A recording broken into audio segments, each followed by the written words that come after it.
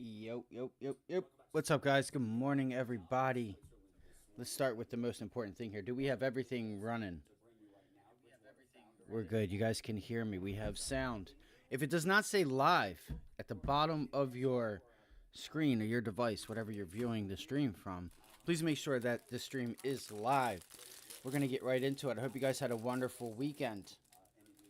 We are back. Donald J. Trump is back in office. Ready to ease regulation. Help make the lives of the American people and America first the agenda. I'll tell you what. I have never, in my opinion, the first administration or his first tenure, you just saw, I mean, I don't think anyone really understands. I mean, most do. I have a little bit of an older audience. But for anybody that's younger, you guys don't understand what it's like to just be kind of like numb to war, right? Syria, Middle East, Iraq, Afghanistan, constantly. And it was like, there was like this pause, right? There was no rhetoric from North Korea, no rhetoric with Russia, right? That's another one. That's another one that the other administration, Obama, Biden, were just about digging us into. Good intentions or not, the simple fact is they were digging another incident up. Okay? So we'll see what happens here. Yields yesterday, you saw on Twitter yesterday, everyone was quick to, oh my God, tariffs. Look at the yields. Look at the 30-year yields are just dropping or ripping higher. And then what happened? It was crickets. There were crickets. So let's go into where we're going to make some money into this week. All right. We're going to cover some news, stocks that are trending, all that fun stuff. I'll let you guys know what it is that I'm thinking about trading. The 10-year is still pulling back here. This is what we need to worry about. I'm not really concerned. I am going to be concerned, but you got to watch this 50-day moving average in this 4.5 zone on the 10-year, all right? The dollar, keep an eye. We're breaking out of this consolidation, and do we hold, right? What is the level that I'm looking for here on the dollar? I should pull up a weekly chart for you, but it goes for the 10s, 30s, and the dollar. For the Dixie, it's 108. We hold 108, and you see a bit of strength. The good thing is we're a little oversold, which is good. It's not like, the thing that would make me a little bit nervous is if you just sit here and consolidate, right? That eases your indicators.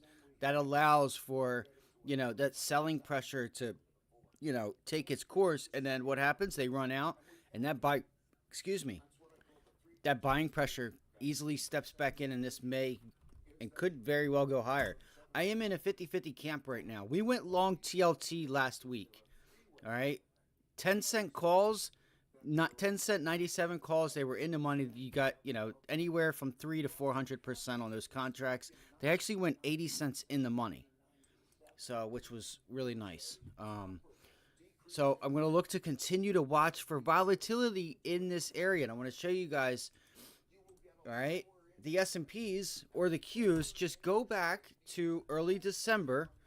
Okay, go back to early December. There's a reason why I'm doing this, because last week, if you guys, I want you guys to give me constructive criticism. That's cool. I'm well with it.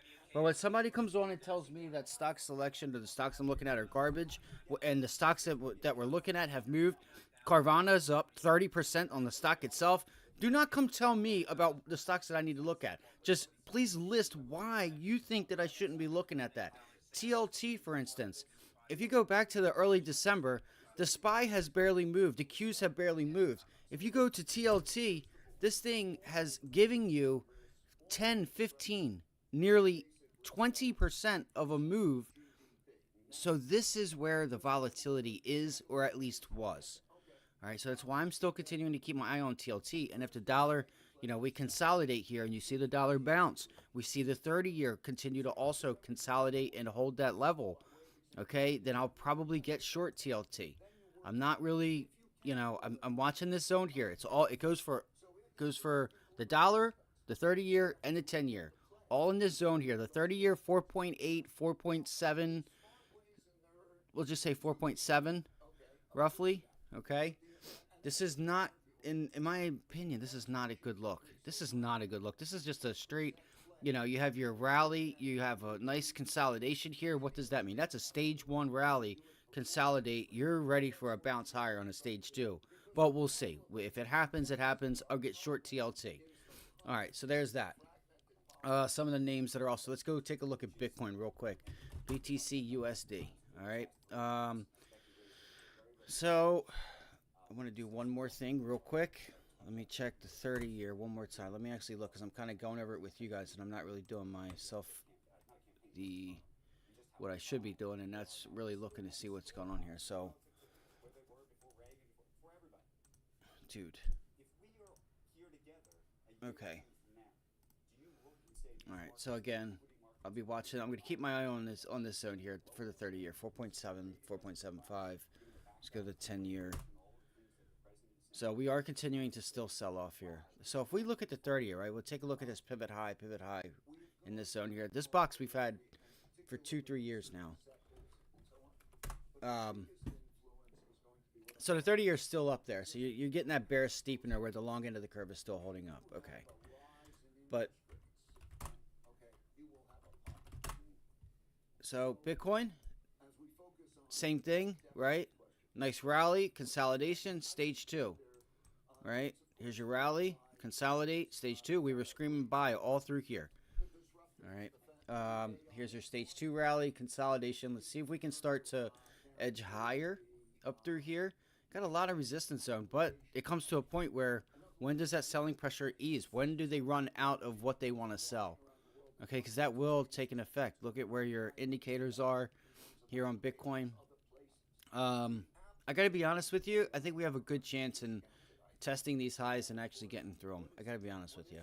It's just my opinion. Let me not make any guesses here. You know what? Looking at that 4-hour chart, we may actually consolidate a little bit longer. We might consolidate just a little bit longer. We'll see, though. If this happens now, it's either going to happen very soon, like today going into tomorrow, I would imagine, or we're going to consolidate. It's going to make an attempt here.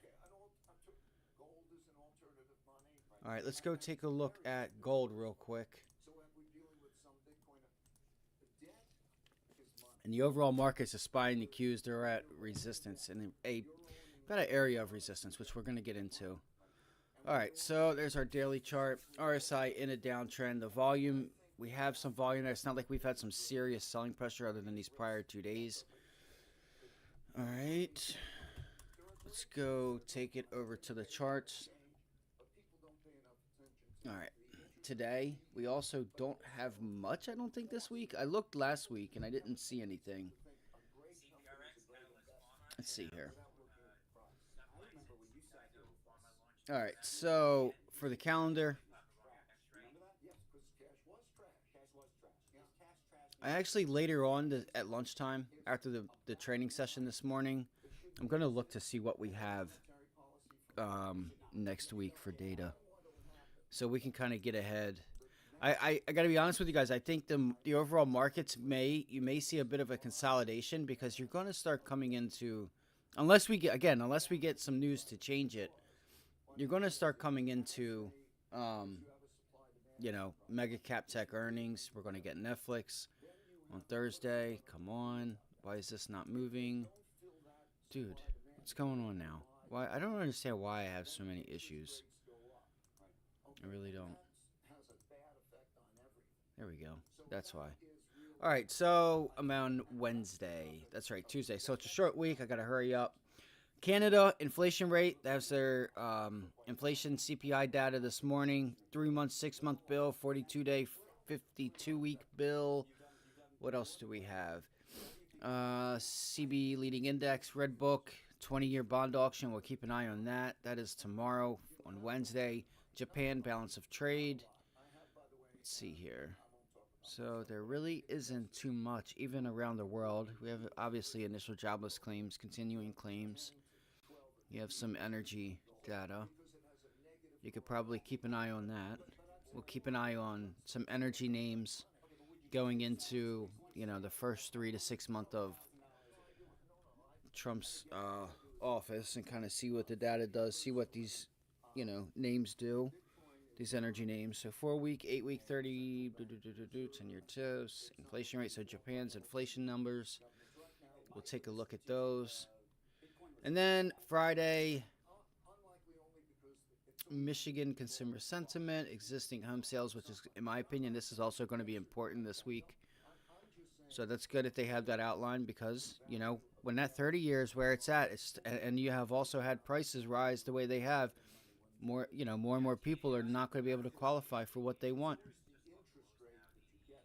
All right, so here's Monday, 6 months, 2-year, 5-year. So we have some auctions on Monday. Durable good orders. I wonder what these numbers are going to look like now that he's kind of really set the precedent for tariffs. Unless he's just playing everybody.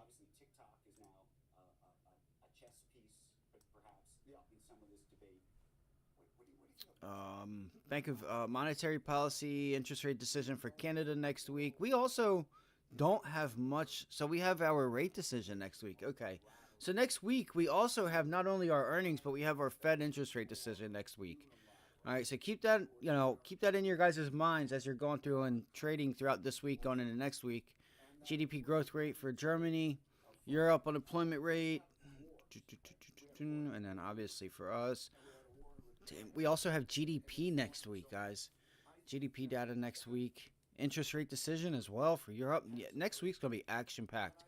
So don't get discouraged if you guys don't find anything or nothing really works for you this week, or, we have earnings. There is opportunity. We should be able to make some money this week.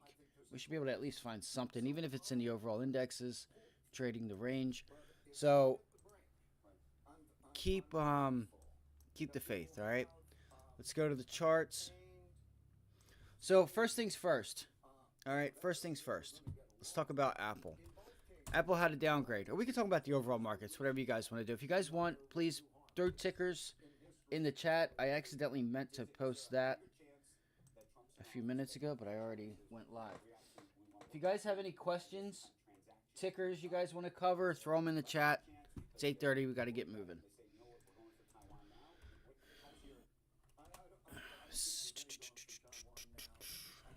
Apple had a downgrade this morning, which I'll get into. So the SPY, we're right up there at resistance, okay? I'm a little upset because if you guys see this pivot high right here, okay, see that pivot high? SPY's bumping up into it, all right? QQQ, that's the zone, obviously, I'm going to be watching. The Qs, we're above that.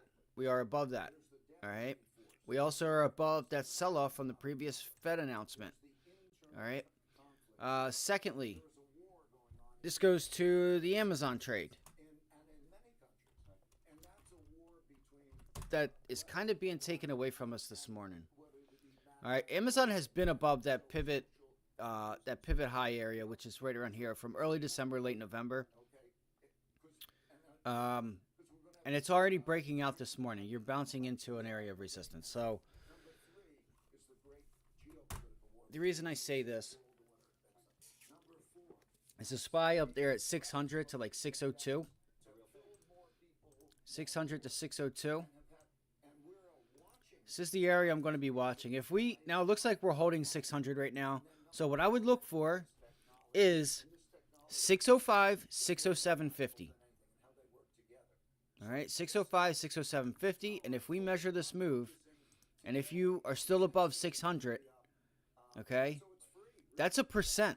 Just back to 605 is a full percent move. That's a 5-point move on 600. That's a full percent move. If you're able to get back up to 607.50, that's 1.2%. Okay, it's important to know those things. So you can kind of give yourself, making sure that you're within the range and your expectations are where they should be for the overall markets. You think you're going to get a 3% move today on no news? You think you're going to get a 2%? You think you're going to get a full 1% move? We could. All right, we could. So first things first, obviously, we have our resistance zone up here. All right, which I'm going to be watching for up here at 602. All right, 602. I should probably move that up. I'm going to move this up. 602.50. It's like 602.50, all right? And this was, oh my goodness. And this was a previous Fed announcement right there. 602.50, all right? 600, 602.50. And again, depending on where we open up, if you do catch that long from prior day's high, but again, you'll be breaking 600. So we'll use 600. And that's going to give you about, just under 0.5% back up there to 602.50, 602.75. And if you get the move back into resistance at 605, 607.50, that's a full percent. That's 0.9% up there at 605. All right, and then 607.50 is 1.25%. So it's a nice move. All right, these are the zones I'm watching: 607.50, 605. Maybe not 605. Maybe 605. I just don't think that that's really going to be the resistance zone. It's going to be more 605, in between 605, 607. Like, that's really going to be the resistance zone. But we'll see what happens if we can get up through there. But again, we got to get through 602.50 before we think about 605. QQQ. Same thing. It's actually putting in a lower high. So you're getting a little bit of divergence. There's a couple different ways we could look at this. All right. That pivot high to the left of us, right? That inverse cup and handle, whatever you want to call it. The Qs are above it. The SPY is bumping into the zone, possibly resistance. So I'm just going to take it level by level. If the Qs cannot get back above this zone here, I'm going to be watching prior day's high. Or not prior day's high, but those highs from Thursday. If I move back down into like 520, 518, 519. All right. If you get back above 525, then I think you have a nice, low volume move back to 530. I haven't checked the volume on this morning, so don't quote me on that. But that's the range I'm playing. All right. This range right here. Top left, bada bing, bada boom. Right there. It's as easy as that. All right. And I would imagine we're a bit extended. All right. I would imagine, depending on where we open up, that we're going to be a bit overextended. All right, so we should look for a pullback off the open.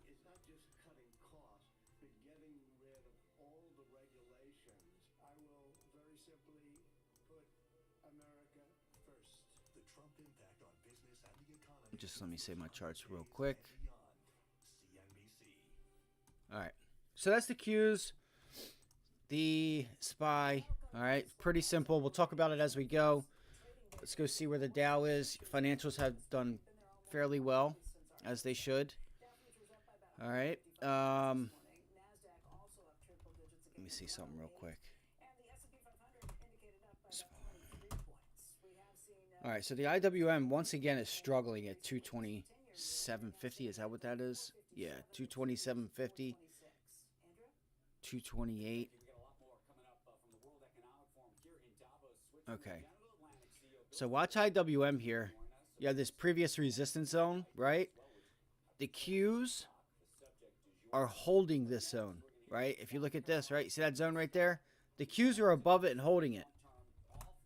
The IWM is underneath of it. Look at that, right? Look at that.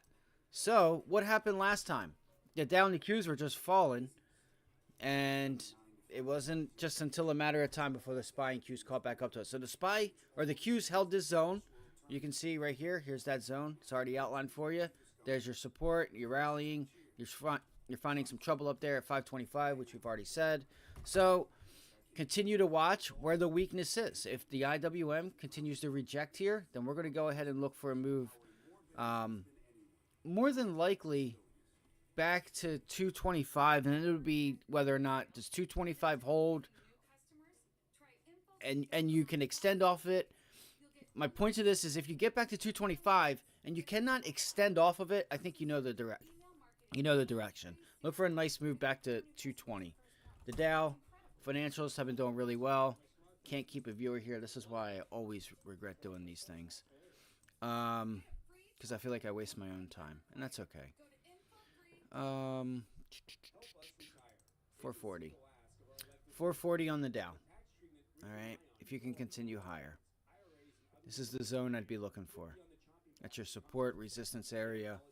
You do have a pivot high here, the high of Fed day here. You were already in a downtrend before you came into that Fed day. All right, let's go into some news here. Let's go see what we have going on in the overall markets.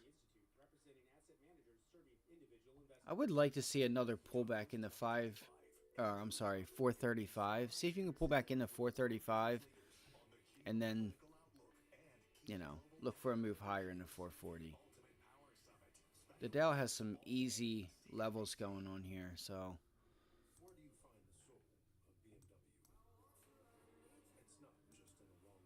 let's see here. Let's hold this in. Let's go over some news. Let me save all of my time frames real quick.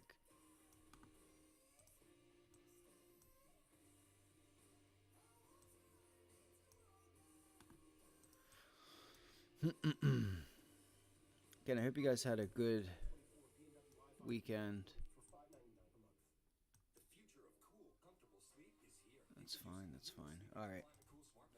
All right. First things first. So what do we have going on this morning?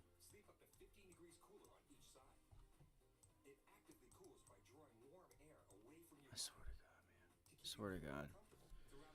All right. Apple slipped nearly 2%. Jeffries after a downgrade. I already talked to you guys about that. Let's go look at the chart. All right. Apple, massive support level down here at 220. 220 support level. Minor support here at 225. So any moves back into 230, I would then look for a rejection up there at 230.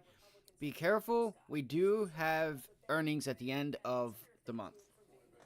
All right, on the 30th. So premium, I'm sure, is already going to be high.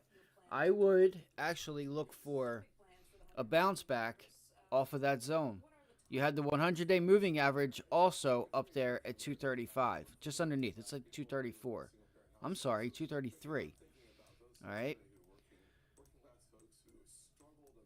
So let's see here. I'm just going to go through this since we don't really have anybody here today. If you guys need me, you know where I'm at. I'm here.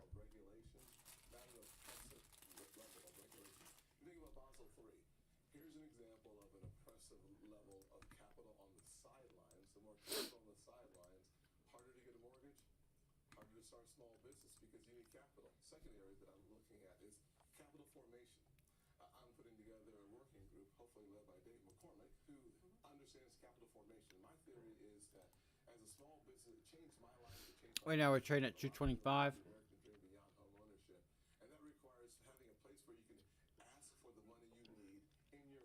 And if you guys see here, if we get a bounce back into 230, you have that 200-day moving average at turquoise line coming right into where?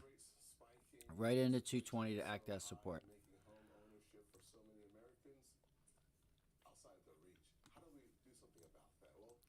This looks like Apple does this all the time. It puts in these tight consolidation up or down trends, and it just goes, and it doesn't stop. You can see it does it all the time, right? Like here, right? Remember this huge-ass rally? You had that rally. You had this Nancy Pelosi buy-in rally. You had the breakout from earlier last year, going into the end of the year, and then now this one. All right? They all have one thing in common. They all have one thing in common. A nice, tight price action in that direction.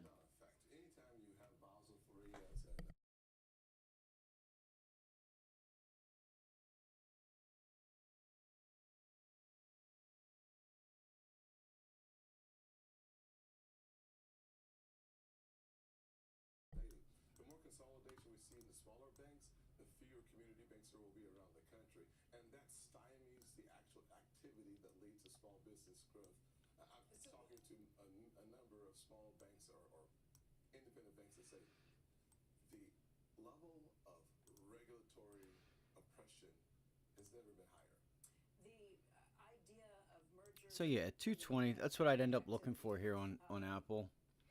Is that 220 zone? I mean, she has sold off a great deal. Um, you did have some comments with Mark Zuckerberg about Apple not being, not innovating anything and just copying its counterparts. So we'll see. We'll see what happens. I told you guys earlier that there were a lot of people getting new phones and everything that they said that weren't doing it. All right, so what else do we have here? Let's go look.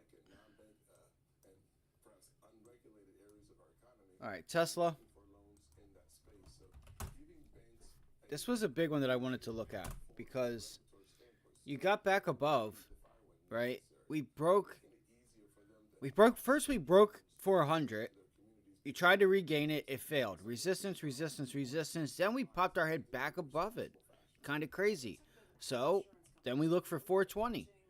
And guess what? You're back above 420. So, with everything said, you got to look at this weekly chart. And we talked about this. We were neutral, right? Prior resistance here. This is your prior resistance on a weekly chart. And you start pulling back into where? This zone, which would then turn these sellers that are up here at 380 to 420, 380 to 420, whatever you want to call it, 380, 400, that zone right there, start turning those sellers back into buyers. Why would they do that? Why would they turn back into a buyer? Because if they sold up here and then they're seeing the stock go higher, what do? They say, okay, well, I'm going to set an order that if it gets back to where I sold it, I will be a buyer again. You do it without knowing you do it. Right? The way you trade. There's a psychological effect on the way you do things. Right?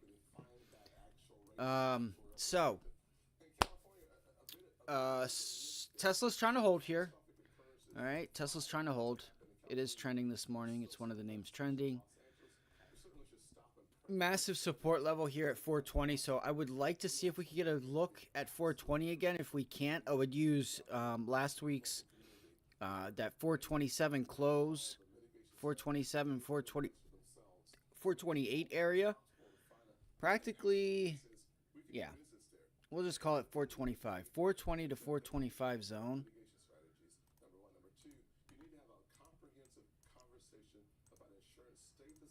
Let me see something here. Yeah, 425 zone. But looks like it held it this morning. Or last night, whatever you want to call it. All right, so for me, guys, pullbacks in the 430, I think you got to look for 450. I do. I think you got to look for a run back to 450 on Tesla. So that's going to be an idea for today. Tesla has earnings, again, next week. So premiums are going to be high. Premiums are going to be high. Just to let you know. So if you can't afford the volatility, if you can't afford some, decent contracts, I mean, these are $10, $8, $7, $8, $9, $10, $16, $14. If you can't afford that, you can't afford to, if it's too much for your stop loss, do not trade it. All right. So that's Tesla. All right. Watching this 430 zone. 430 holds. See if we can't move ourselves back into 450. That's my target. All right. 430, 450. If 430 doesn't hold, then we're looking for 420. You're looking for a move back into 420.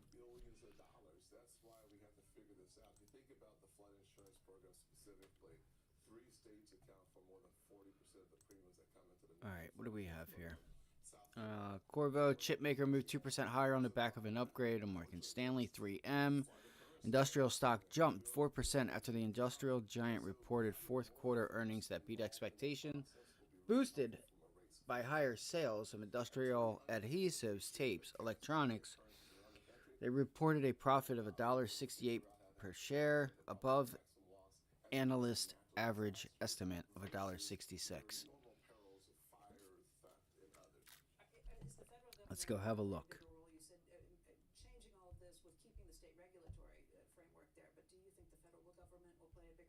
Let's have a look.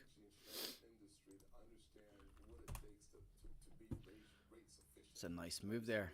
It's a really nice move. Did anybody buy this? Did anybody buy this when this thing was down on its, you know what?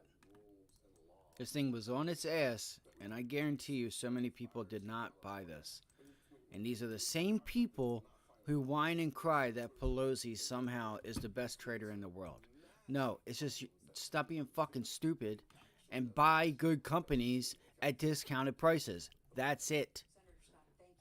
When you have these companies and news, something happens and it's not financial related and it's just there's a news catalyst, whatever. I don't think 3M is going anywhere anytime soon. If so, tell me who's going to replace it. So, you have already doubled. This is up over 100% before the earnings. For the most part. This was right around that $70, $80 mark. All right. All right, so as you can see, I got some levels down here because it's what we were doing. We were buying good. We buy good companies at discounted prices. All right.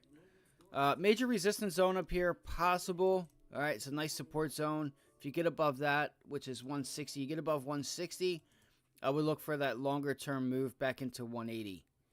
All right, any pullbacks off of 160, which we can look. That's a weekly chart. Why am I on a weekly? Let's go to the daily. There's your daily chart right there. Okay. So this is the zone I would look to trade this in if you're watching this today, and that's 3M. Let's go take a look at the 4-hour chart real quick because I'm sure we're going to have a nice gap up today. Okay, so we're not even close. Not even close, and that's okay. All right, 3M. I doubt you're going to get that 140. I don't think they beat like crazy, and this is already, you know, at a point where you've made a lot of money. You've already doubled your money on this if you bought the dip. So I think you could start to see some people take profits here. They did have decent earnings. I don't think you see like a massive sell-off or anything, but it wouldn't surprise me if I think we could see 140 again. You have to look to see when their earnings call is and what they say on the earnings call. That also is going to affect what happens with this thing. All right, so if we look to the left here, so nice level of support and resistance here at 140.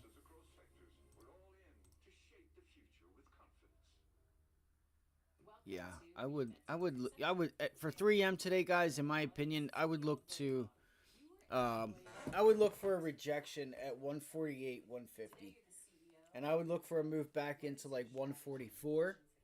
See if you can get a move back into like 144. That's 3M. That's what I'd look for.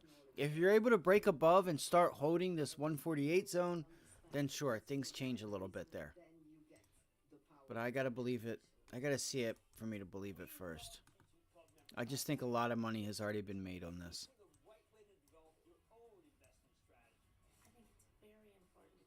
I mean, you know, you weren't, your expectations were not, let me just double my money and get 100% on this buy, and you got it. So, I think you're going to see some people take profits. All right, Tesla, let's go to NVDA. If you guys have questions, post them in the chat below. Please hit the like button, subscribe if you haven't already done so. Our goal today is going to be 10 subscribers and 20 likes. All right, NVIDIA. Let me make sure. We're in Vistra, Moderna. I want to stay with this real quick. All right, Moderna rose 3.9%. Received $590 million in funding from the U.S. Health and Human Services Department to develop and speed up a bird flu vaccine. Bird influenza cases have risen in a number across the U.S. in recent months. All right, China electric vehicles. We can look at Moderna and see what it's doing today.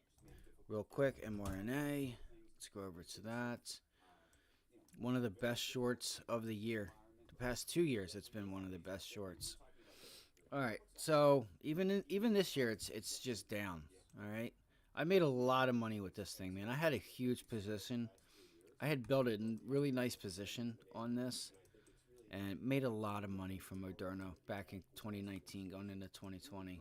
This was the only COVID stock I bought. I didn't buy Gilead. I didn't buy Novavax. I didn't buy Procter and Gamble. I bought Moderna. From the research that I did, they were on the track to get they were just passing trials over everyone else, and my instincts just that's just where I went. That's where I put my money, and this thing was just an unbelievable buy, massive gain on this thing. But the past couple years, it gets to a point where it's like, all right, I'm taking my money, peace, I'm out of here, you know. So Moderna, you're back above 35.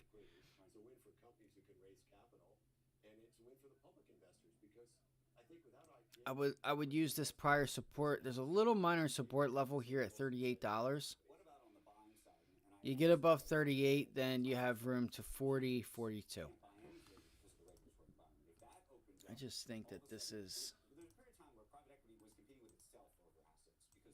these moves are going to start getting smaller and smaller. That's the thing with this. Like, as soon as you start getting lower in the numbers, like the moves are going to be so much smaller, which sucks.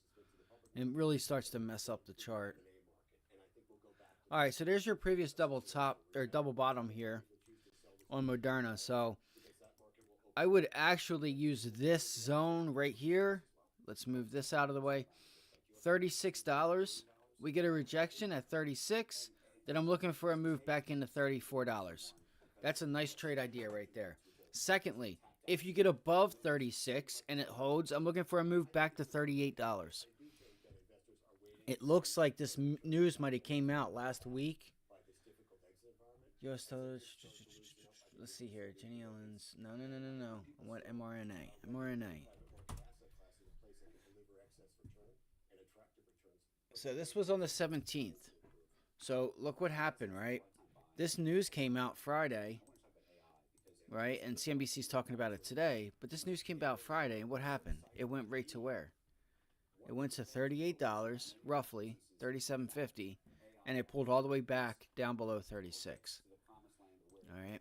So let's see what happens here with Moderna. $36. We get above 36. We are actually holding 35, so I just want to see if we reject 36, I will look for a move back into like $34. All right, and I'll be happy with that trade. It'll be a nice trade. Two sides to this thing here. Let me see something here real quick.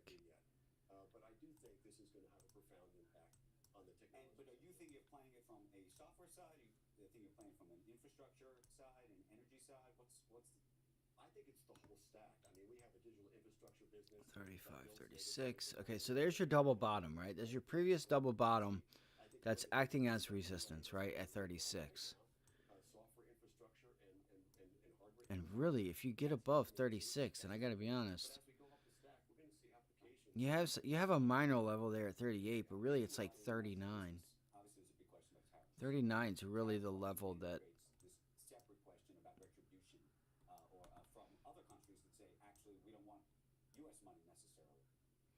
39 and 40. Support. All right, let's take a look here. All right, so here's our daily chart. Bottom right, you have our pivot low here. Let's take it all the way back. If we can. So you guys can see our previous resistance. And again, this is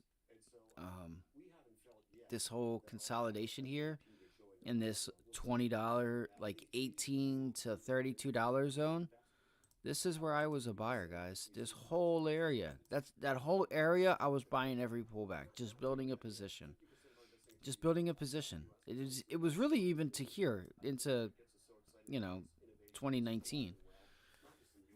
And then once we started to break out, I let it roll. So let's look at this daily chart real quick. I gotta speed this thing up.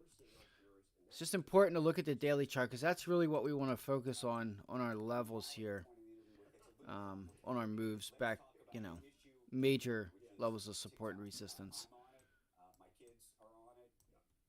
All right, so there's that. Okay, so you can see this double top high as well to the left here. See that double top high right there? It's actually a triple top. That's actually a nice wedge right here. Boom. Right? That triple top wedge at 36. And let's see here.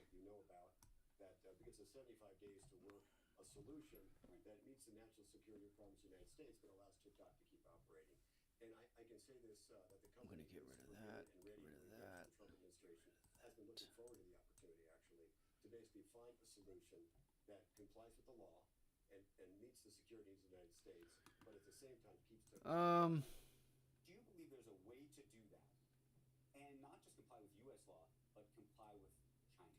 I would like to see a move down into like 30. I mean, really, your support level's down there at $20, but $30 would be a minor previous resistance breakout. You held, like, that's the point. $30 is really where you put your foot in the ground and the rally started.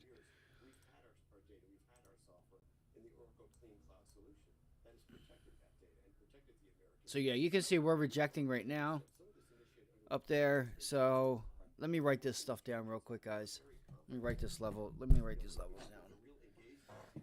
Let me see what Moderna's looking like today. It's probably got no volume either. Like, this is crazy. I hate when they have these low price stocks wanting like $1 or more, which we're going to get into RGTI. And it looks like RGTI, which I'm just going to say this right now.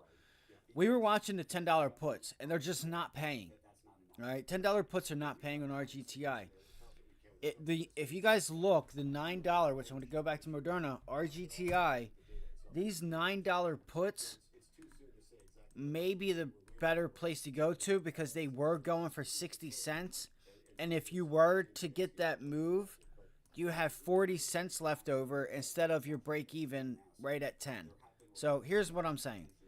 In my opinion, if you can get RGTI back into 9 something, well, it's obviously bouncing off of 10 now, but you guys can see here, these $9 puts are going for 60, 65 cents.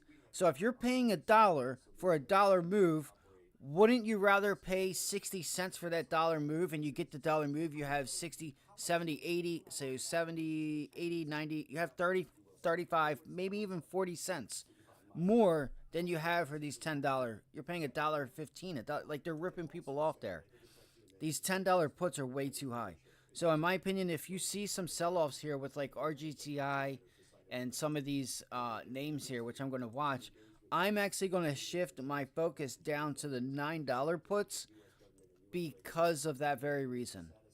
Because I think they're charging too much. And unless you get like a massive sell-off with like, a lot of volume on these names, and you get just like an ugly day, which it doesn't look like that's going to happen yet because the volume's, obviously you're holding the level, and the volume is to the buy side right now.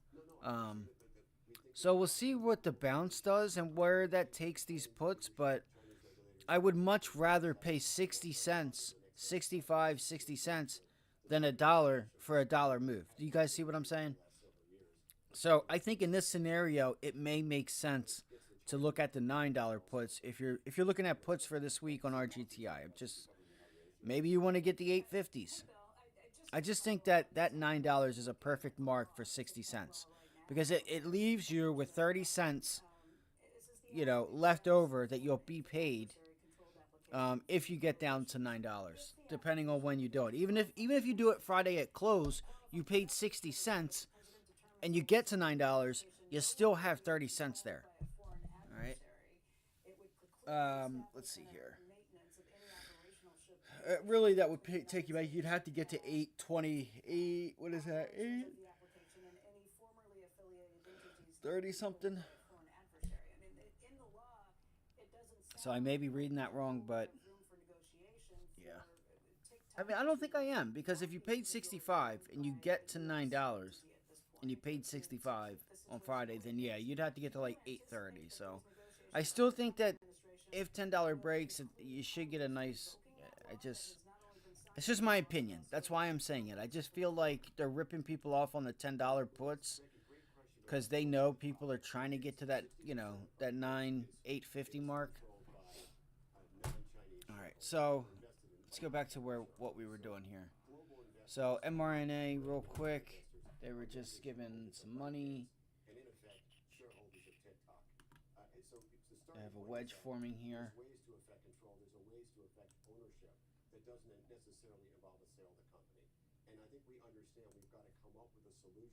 Looks like all things are pointing. Looks like all things are pointing back down into $34.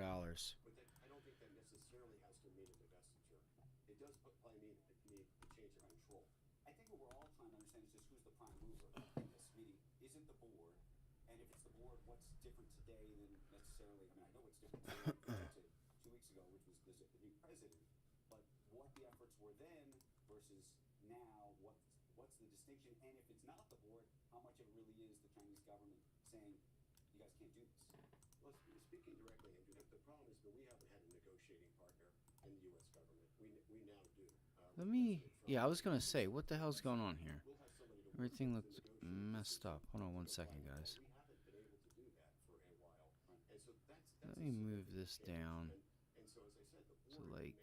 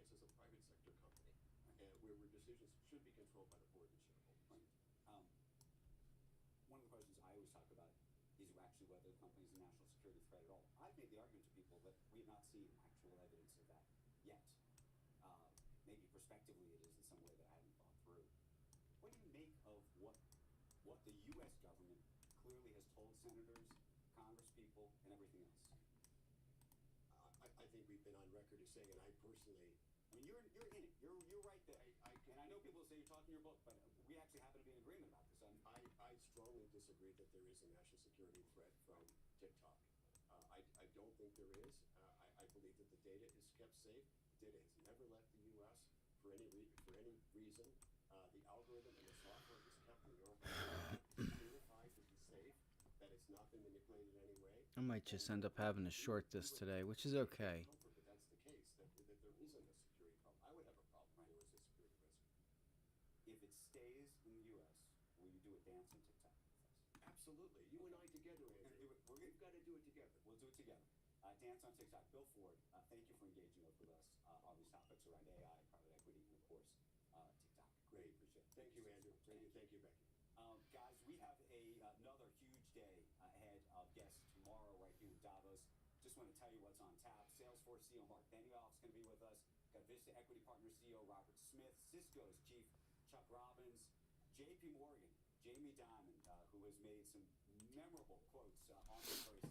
All right.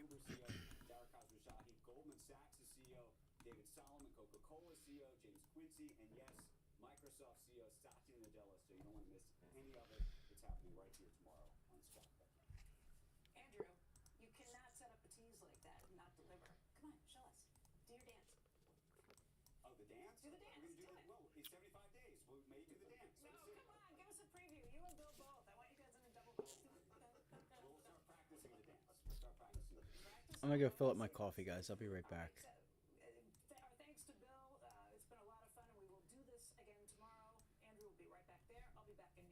It's 9 o'clock. I gotta hurry up.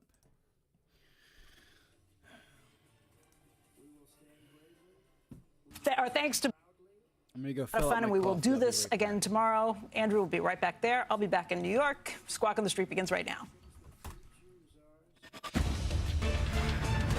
We will stand bravely. We will live proudly. We will dream boldly. And nothing will stand in our way because we are Americans. The future is ours. And our golden age has just begun. Thank you. And Good. President Trump back in the White House for a second presidential term as the street absorbs the flurry of EO's executive orders on day one. Good Tuesday morning. Welcome to Squawk on the Street. I'm Carl Quintanilla with Jim Cramer, David Faber at Post 9 of the New York Stock Exchange. Futures pretty solid, coming off the best week for stocks since early November. Yields backing off, 10-year at nearly a 3-week low. As attention turns to corporate earnings this week, Netflix tonight. Our roadmap begins with the Trump trade. Investors weighing the impact of this new administration, that flurry of executive orders, and a seemingly softer tariff stance than feared. Plus, keeping an eye on shares of Apple, they're under pressure this morning. Jefferies warning revenue may disappoint, while new data points to a continuing decline in Apple sales in China. And, of course, the fate of TikTok. You're just hearing Andrew talk to Bill Ford from ByteDance, or a ByteDance owner, about it. There's possibility. Would there be a new joint venture? So many different things here. We're going to be joined by the former Treasury Secretary, Steven Mnuchin, this hour. You may recall he was trying to put together an investor group at one point to buy the app. Let's begin with this new Trump administration getting off to a quick start. Yesterday, the president did sign dozens of executive orders, setting the tone for his second term, Jim, although the street cares about tariffs and taxes. Right, but I was surprised that interest rates went down pretty heavily. When you listen to some of the guests on this morning, people just say, well, supply, right now, supply is going to hurt, supply is going to hurt. I think that it's regarded as a very pro-business regime because of actually a story that the FT just ran about Donald Trump threatens tax war over U.S. multinationals. And I think that that is the only thing I've heard so far that just tells me you could one day raise numbers. I think it's important, David, because we live in a raise numbers, decline numbers world. We don't live in a world where we're sitting here talking about the Panama Canal, unless you want to go there. Right. But I mean, so many cross currents right now, and so many things coming at us so quickly. I don't know. Hard. What are what's top of list for you in terms of what it will do for what our viewers typically care about, the movement of the markets? Well, look, I think that the only substantive stuff in the market is that prices for oil are going to go down because he's going to get us to pump more. And I think that the discipline of the oil companies versus what he said could be that's front and center. The oil companies are not into drilling all over the place. They realize that their stocks had a kind of a halcyon moment because they held back, and now they're being told drill, and I don't think that they'll respond to that. I just don't think they will. Interesting, Navarro on Squawk today, referencing what $50 oil will do to inflation and the economy. Well, Peter was very aggressive, and Peter can be very aggressive. Coinbase.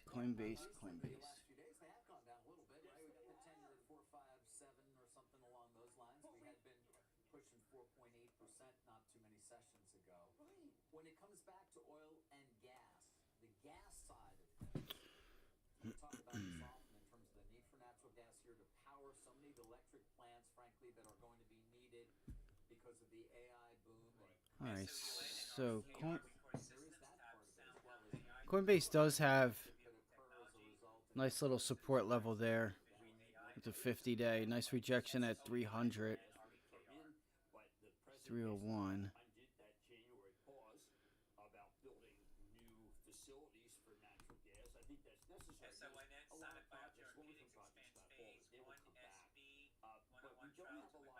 This is such an ugly chart. Like, you can't, in my opinion, I don't think you can, unless you give yourself time, you can't really trust Coinbase. I mean, this support and resistance zone is like $10 wide. 300 to 290. All right, 300 to 290, pretty much this whole entire zone is what you would call that prior resistance or support right there. That'd be the whole entire area. So until you break above 300, if you see us tap into 300 and it feels like we can't get up there, the overall markets look like they're trying to turn around, or Bitcoin itself it starts to try to pull back, then, there you go. All right.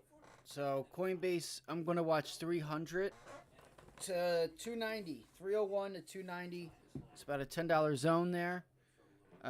You are holding this pivot high, so if you can break above 300, you have a nice move back to 320. Nice move back to 320.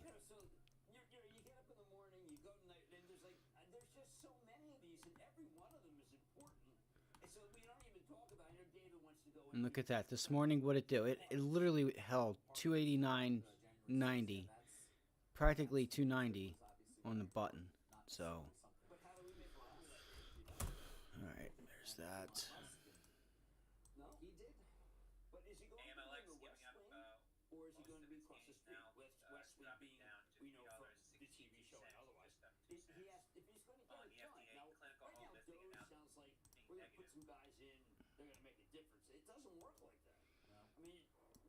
Tesla.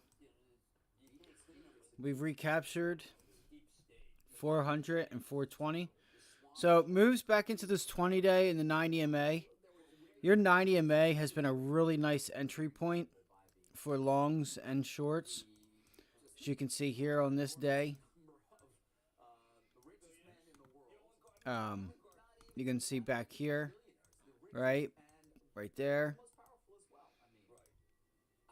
And then again here, tried to hold it as support. You tried to extend off of it. You broke it. You had the 20-day right there as support. And then what happened? You opened up. You bounced right into your 90 MA on the daily chart. Boom. Came in with the gap down.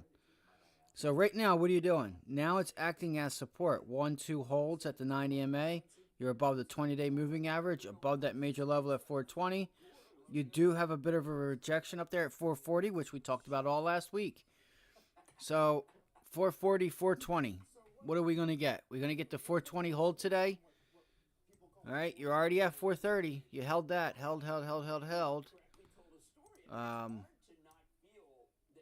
So I would watch prior day's high. Watch that 440 zone on Tesla. I would watch 440. That's what I'm going to watch at least. What the hell's going on here? Hold on. Yeah, pivot high. What's that? Yeah, 440. And then, I mean, I got to say, 450 is really... It just gets funky here because you don't really have it. You break through 440, you honestly don't have anything until you get back to like 470, like is as a major level, 470 to 480. You know what I mean? This is all just noise. That's all noise. So until you can get to like this zone here, you start breaking out above 440. You know, that was the last time you had a sell-off, which was right there at 440. From there, 475. All right, that's just pull back, bounce, reject, boom, boom, boom, boom, right into you sold off from that 470 mark. So, so we'll see what happens here, right? Pullbacks, prior pivot high here at 430. 430 acted as support already this morning. It looks like it's trying to extend. If it can't, then I would look for a move back into 430, 420. That 20-day moving average. What else do we have? What else do we got here? The SPY is above 600.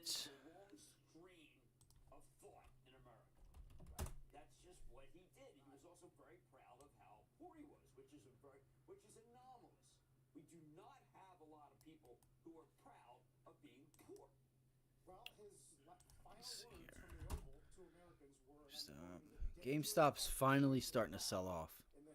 I don't think many people are talking about this.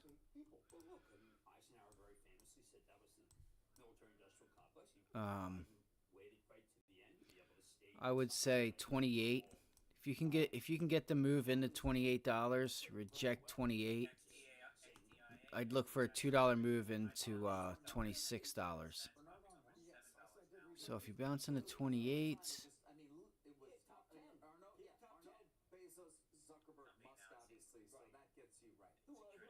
Damn, that's an 8% move in the stock itself. If you can get that, get a nice move on that. DJT, we're going to get into RGTI and stuff like that. We've already kind of talked about it. DJT pulling back. Support zone here at 37.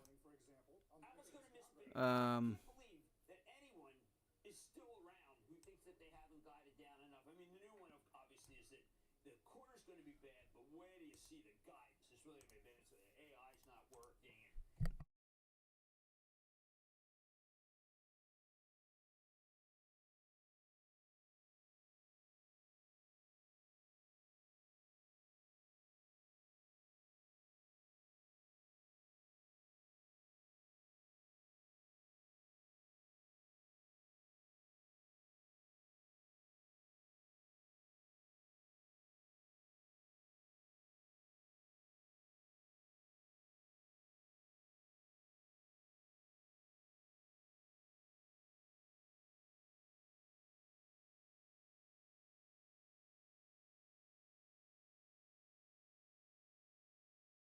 All right, Roku. Watch this pivot zone here. The reason we can look at Roku. All right, there's your pivot high, right? Support, resistance, support, resistance, support, resistance. 77.50. 77.50. Now, why would Roku be on the watch? Well, you could see a bit of outperformance in some of these names. Shares gained 2.3%.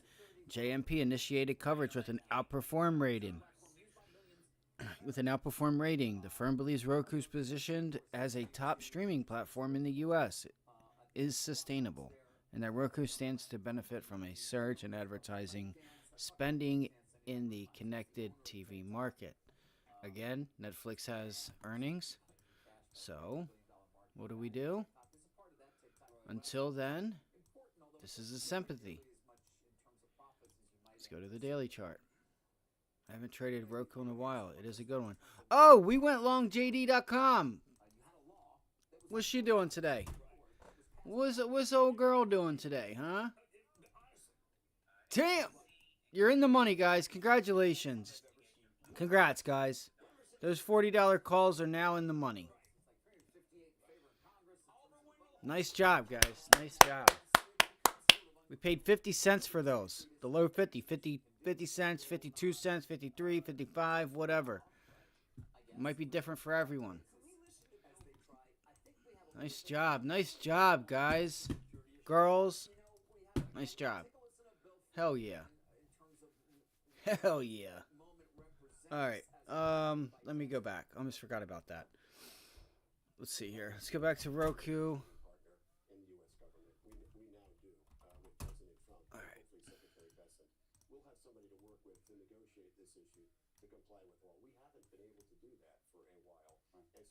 That's a significant change, and so as I said, the board and management is ready to engage with the U.S. government. All right, so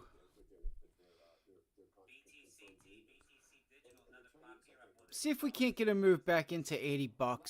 All right, I feel like $80 is a bigger zone here to focus on. Resistance. You held support. You still gotta get through this 77.50 zone. You guys can see here on the daily chart. Let's pull up a 4-hour. I actually wanted to look to see where the moving averages were, but that's okay. Bill knows it well, and I think that this idea that there's someone to negotiate with is new. I mean, there's always been this kind of. Just don't understand exactly what the negotiations can be. I don't know. This is. I gotta be honest. I don't really like it. I think this is just a pump fake. I really do. I mean, I'll keep my eye on it, but I don't know. 50-day. So look at the bottom right. This 50-day moving average, 20-day, 90 MA, they're all right there. And you put in a tail there on Friday. You close green on the day, but you're rejecting. Yeah, you have overhead resistance. It's not like, you get above $77, $78. There's a clear pathway to the upside. It's not what you have here. So I think there's too much, how do I say this? There's too much debris in the way.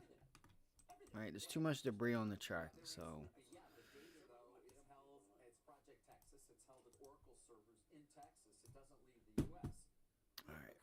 But that's Roadco. If you want to look for a move back into that $80 zone, that's what I'd be doing.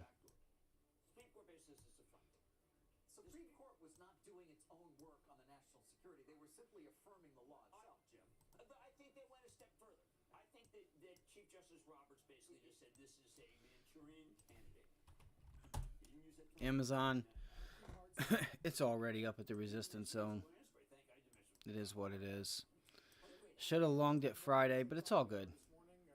We were watching JD.com. There was more strength there. You know, you still have a week left on this name. I'm really curious where those JD calls put us. All right. If I get a chance to buy back in, I will. All right. Only the ServiceNow platform puts AI agents to work across your company. They deal with the small stuff that bogs you down. Agents like secret agents? You know, I once played a secret agent. Oh, I missed that one. I heard you were great. I was great. All right, so the SPY, we're back above 600. And again, moves into 60250. Resistance up there. Okay, QQQ. Let me do this real quick so I know you guys can see this.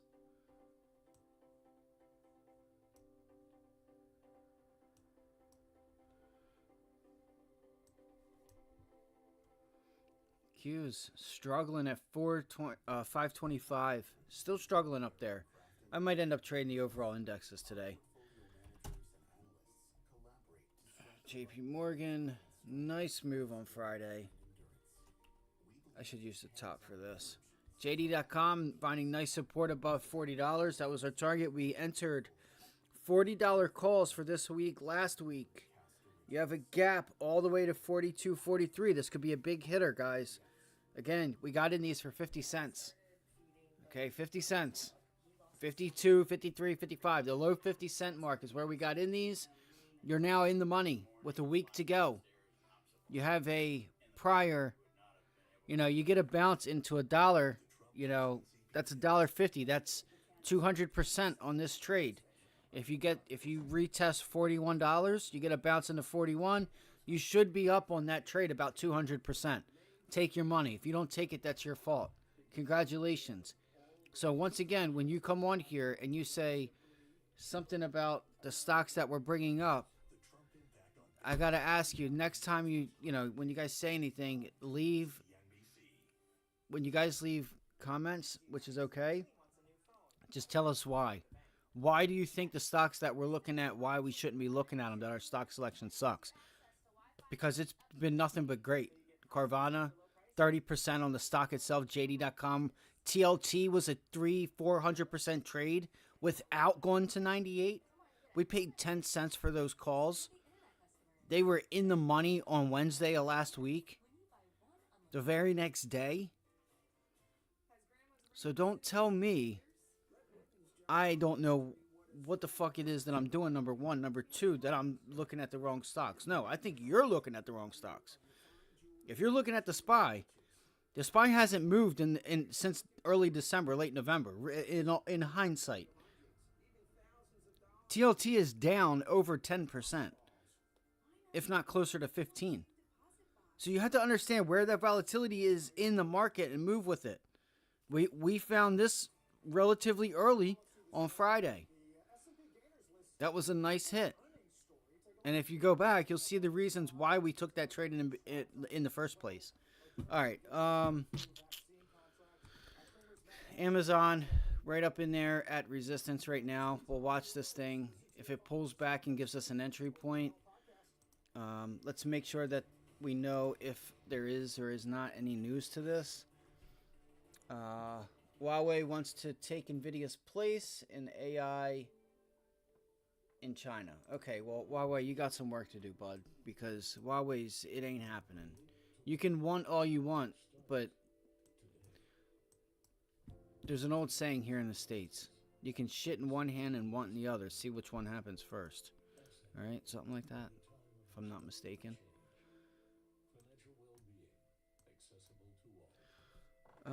So what do we have here? NVIDIA made 12 billion in sales in China 2024, selling twice as many AI chips as Huawei, and its ASEN 910B Financial Times cites semi-analyst reports. Yeah, it ain't happening. So I want to know what Huawei and NVIDIA have to do with Amazon.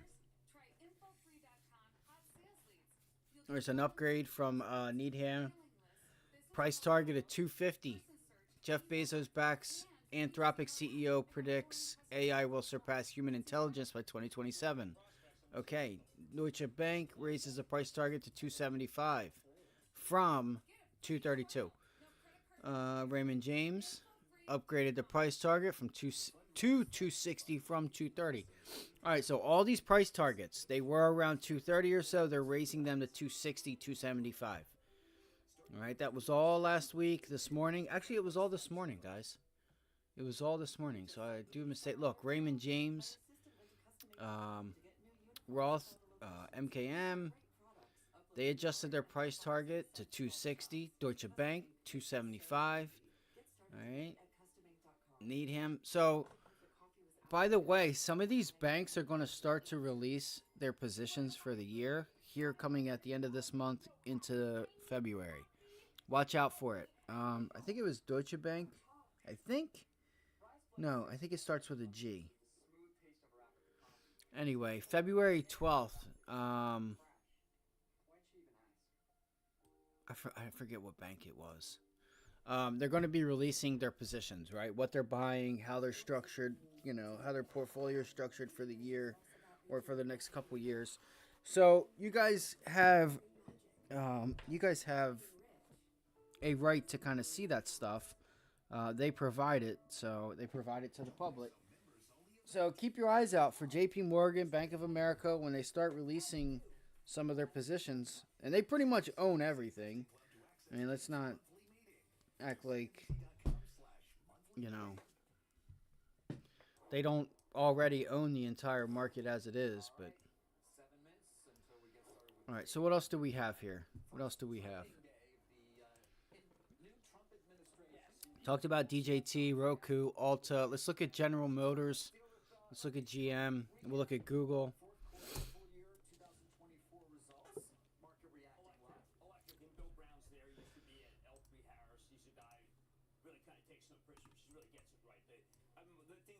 All right.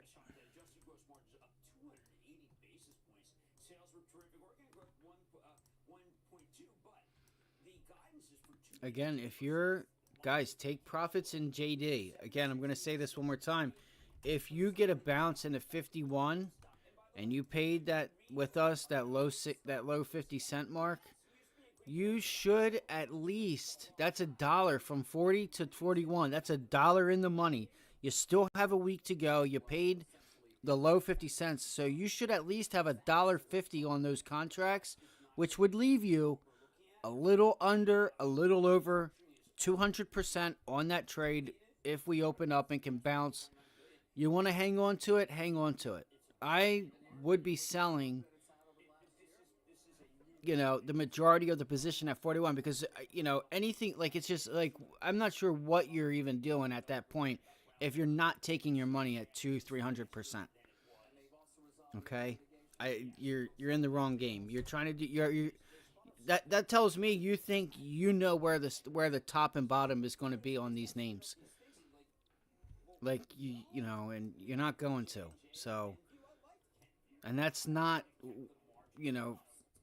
without bringing up the fact that news could come across the wire any second and you have a tariff or something dumb happen or something with war or Taiwan invasion and you just lose all your money because you didn't take it. So I'll just say it one more time. Congratulations to everybody that got long JD.com Friday morning with us.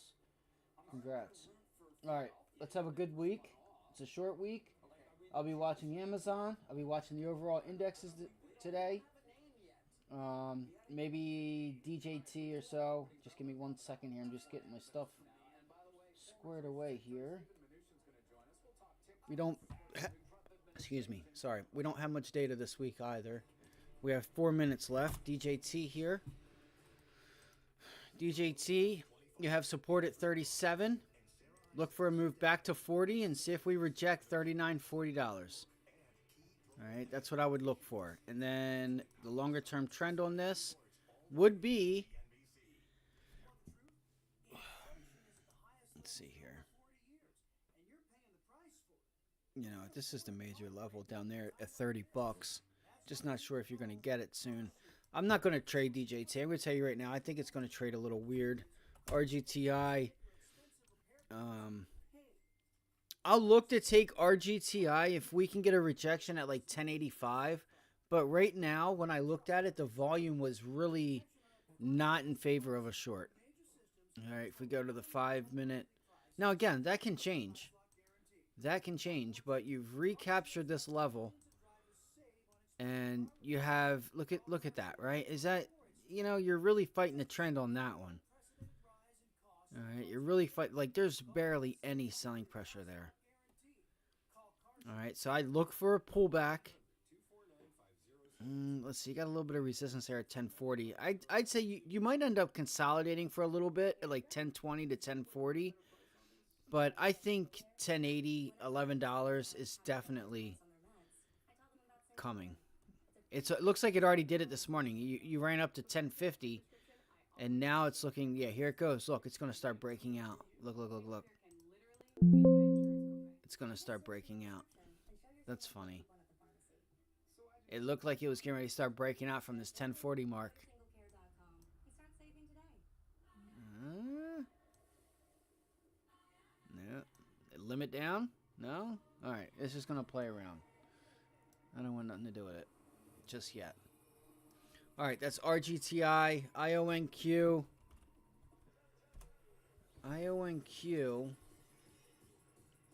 IONQ's got a little more. Looks to me, IONQ looks weaker. And if you can get a $40 rejection on IONQ, then I would like to get that $40 put. Look for that move back into like $35. All right, pivot low, top left screen, there, right there, bada bing, bada boom. You're back below it, right there. Look at that rejection point, right there at $40. You may even, it's going to recapture it, but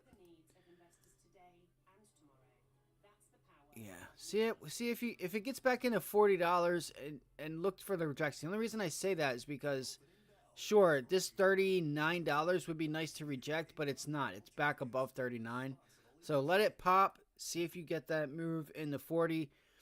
Be careful. It may get back above 40. Look at the daily chart, right? IONQ looks a little more bearish than RGTI. If we go back again to RGTI, I just want you guys to see this.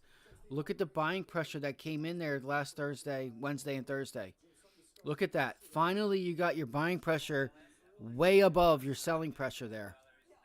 That's some heavy buy-side volume there. So it's no wonder on a low volume pullback hold of 10 of this previous high. I'm looking at the bottom right on the daily chart.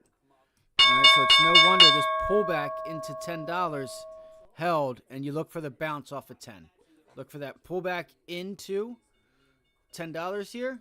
If you get that, then you can look for a nice little long maybe. Make sure just stay.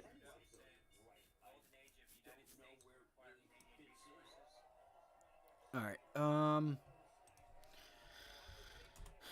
I forget the names who I was talking about now. Dude, why is there so many levels on my SPY? What the hell? Hold on. Dude, that's all from me? Oh, no. Oh, heck no. Oh, heck no. I did not have all those levels on the SPY. There's no way. There's no way.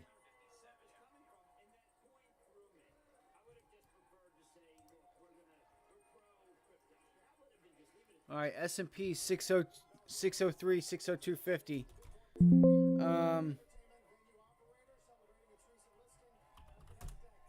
I don't know what's going on now.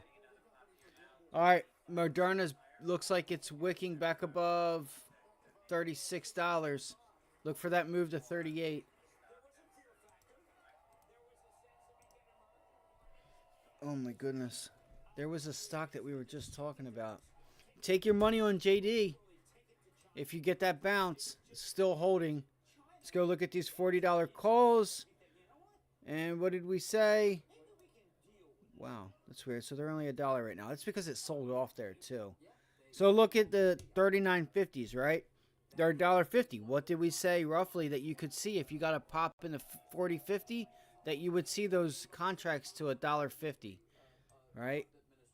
So it's you should be able to do that with your options. You should be able to know, hey, if we get here, the option price roughly will be around here. Let's go look at Amazon. All right, Amazon bouncing right into that resistance zone there. A bunch of upgrades this morning. Okay. S&Ps. Turning back around. As they should. QQQ. Let me pull that up. Let me get all my stuff ready. Coinbase. Keep an eye on Coinbase as well. Let me see this real quick. Let's go here. If you guys have any tickers or anything, any questions or anything, just let me know. Make sure you guys hit the like button for me. Subscribe if you haven't already done so. Oh my gosh. Come on. Want to look at Apple.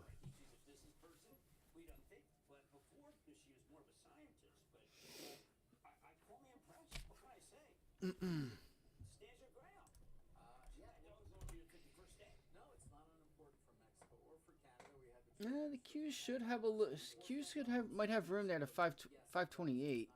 QQQ. Oh, 1 second here. Yeah, 528. Yeah, if we pull back and we end up holding, we got to get above 525. Got to get above 525 on the Qs. Look at Amazon go. Look at Amazon go.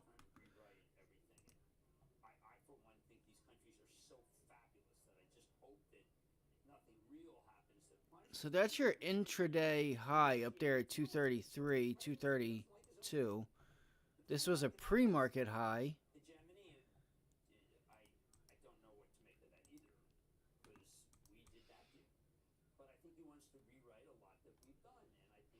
Come on, give us that pullback hold up here. Give us that pullback hold at 230. Everybody wants it.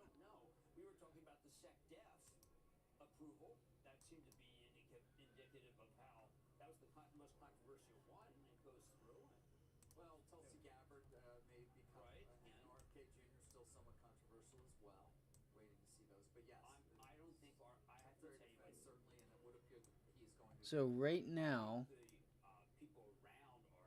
damn, that sucks. 525 is just like a major level here, it looks like, for the Qs. Looks like the Qs are trying to pull back. 520. 520, guys. Watch 520 on the Qs. Hourly chart, we're a bit overdone. I might try for a pullback here, guys. I may try for the pullback. I think it's a little early.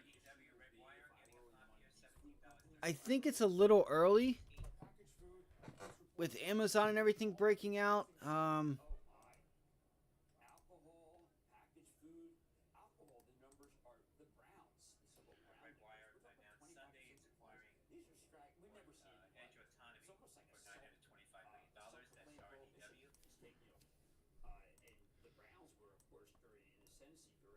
Oh yeah, we gotta. Yeah, 15-minute.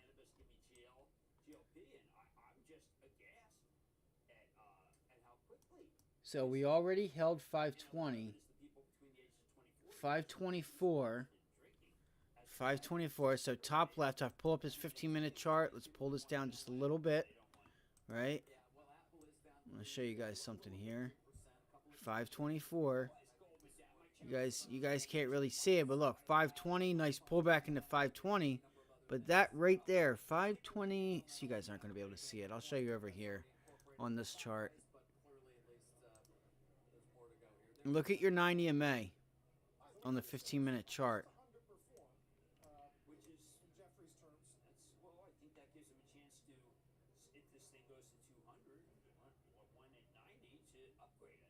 All right. All right. So rejection right there, 524.50. So right here, you guys see this? I know it's a little hard to see. Look at this zone right there, right? 520. But then look at that pivot high. Look at prior day's high, that double top right there, right? It's at 523.75, 524. All right, right there. I want to see this level hold at, like, I guess, I don't know what level it is. It's pretty much that double top from yesterday. You can see pre-market it also held.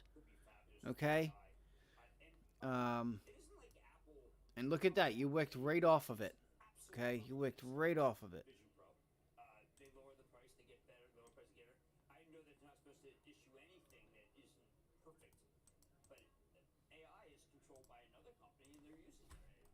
Yeah, it's funny because obviously, as we should, we're focused on so many of the changes that will take place with the Trump administration, not just in the next days, but over the next 4 years. But at the same time, we haven't talked as much about the transformative power of AI, or what that's going to mean for society. No, everything looks like it's pointing to 520. Everything looks like it's.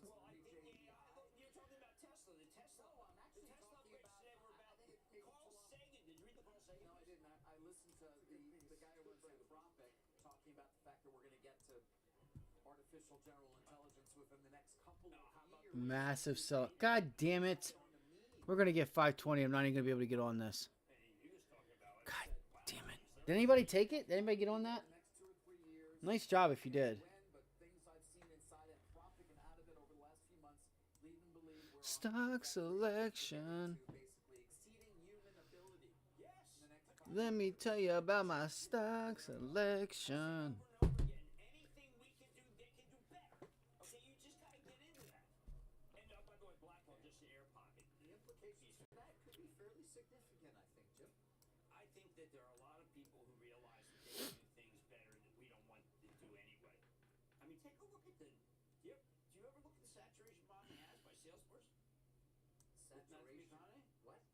Saturation bombing ads by Salesforce. What about it? Well, it's basically saying that they would be able to, they would not place you in a table with shrimp outside where it's raining. All right. All right. All right. All right.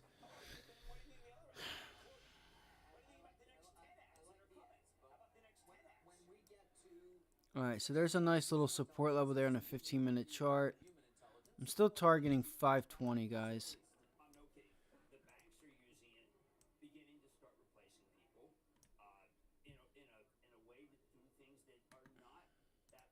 Shit.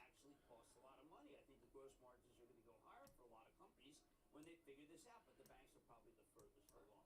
Largest buyer of financial technology. Oof. I think that, yes. It's going without me.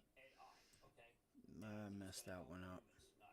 Guys, real quick, there's one mover I want to hit. Fuck. FGAI, this company that services and sells I mean, even by now, it's not going to bounce back. Like, you got to get on board, and even then, it's just going to, yeah, see, it's just going to continue to extend and extend and extend and extend. God damn it.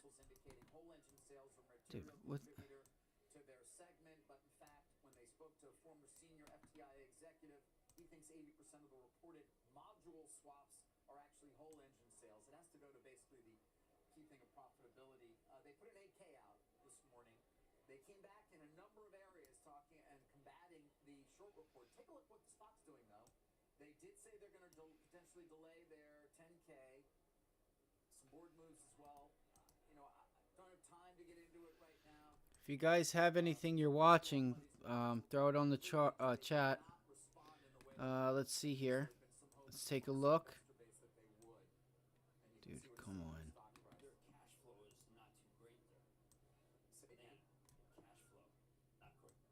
All right, so the SPY breaking 599 right now. It's possible. Let's go check out the Dow. The Dow going higher. So you know where your strength is. The IWM, just consolidating. All right. City. Holy shit, City's back above $80. This is major. Major level right there. Okay? City, that is your capitulation level in my opinion on City.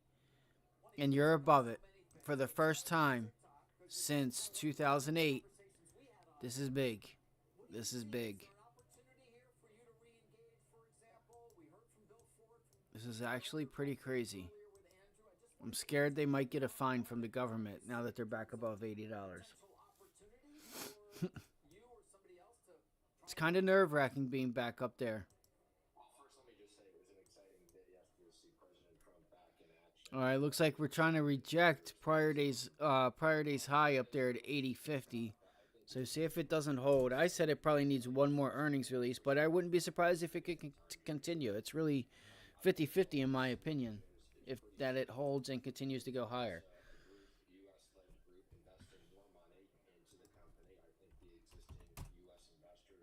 Coinbase, massive sell-off, guys.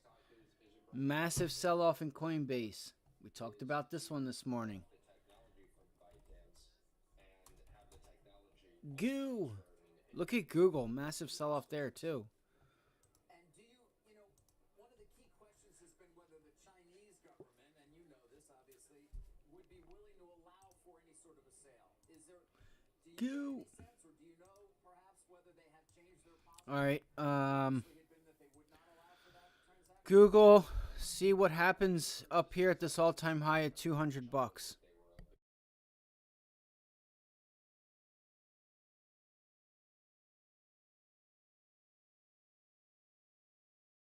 Google, a lot of these names, in my opinion, still have some room to move higher.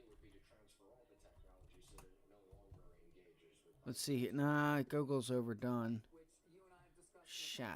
William Shatner. Nice consolidation, trying to break out. A little rejection there, which should be expected.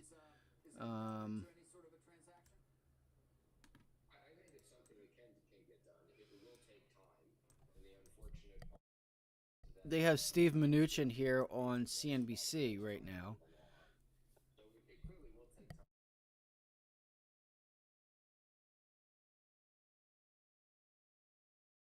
Look at this. Look at this buy trigger out of Moderna, guys. Wow. Holy cow. But it's already into its resistance zone, so I don't feel comfortable doing it. But look at that. Same thing we saw out at JD.com. Just about the same thing we saw. That's an algorithm right there. Because of how much spending we have, interest rates have to shoot up. I know you know rates. I know you know rates from New York Community Bank. I trust your judgment on this. Do rates have to soar under President Trump? Well, first let me say, I think on top of the agenda has to be government spending, whether that's done by DOGE or whether that's done, more importantly, within the administration. We had to spend a lot of money in COVID, but since then, the government spending has just gotten out of control, and the size of the deficits. Fubo starting to sell off now too. Relative to GDP. Finally getting that to work for you. RGTI going higher. As we talked about this morning, no surprise there. That is a pullback hold at $10. Massive volume came in last Wednesday and Thursday, Tuesday, whatever days. 20-day moving average. This is a minor rejection point, but I think now that you're back above 12, 12 may start holding. It's just my opinion. I would wait and not fight this. I would not try to fight this. But we've had that level there. I just think you might as well RGTI back to like 16. That would be my target, $16.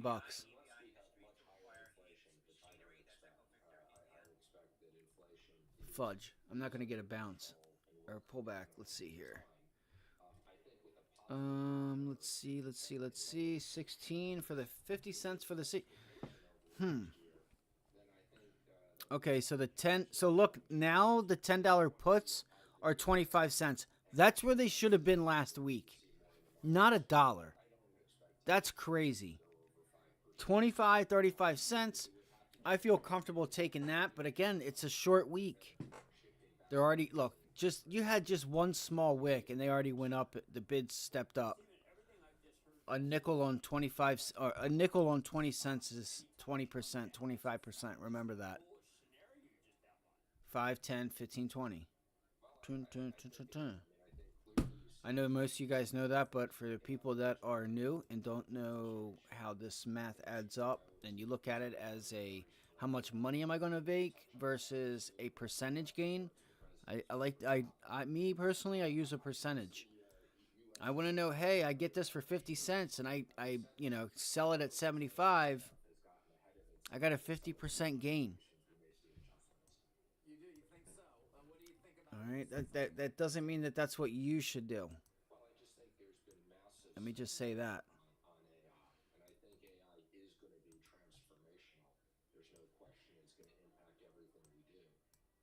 So last week, TLT, JD.com, just to name a few of the trades we took. We tried RGTI. I did not get filled. We may have traded. I can't remember. I have to go back through all my orders. Let's watch Amazon. Is Amazon still going higher? No, it pulled back. Okay, cool. All right, Amazon. Oh, shit. Here's the... Let's see here. Let's go look at Amazon shorts up here. So everything's setting up. The thing is you got to keep an eye on the Qs here at 522, 520.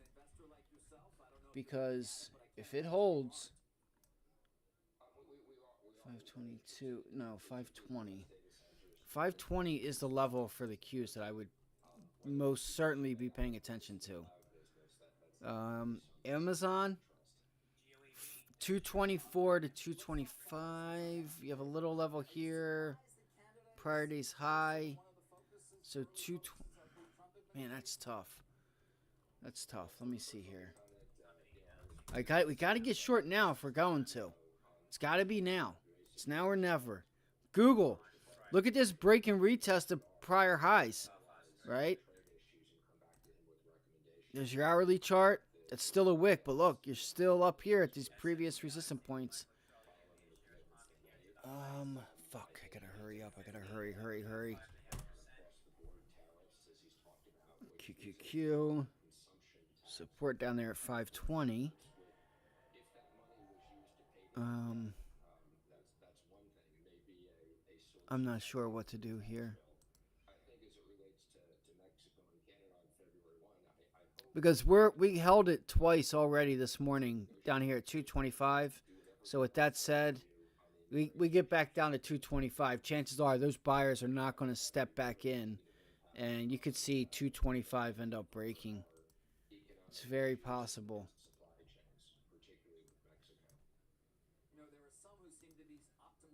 All right, you know what? Fudge this.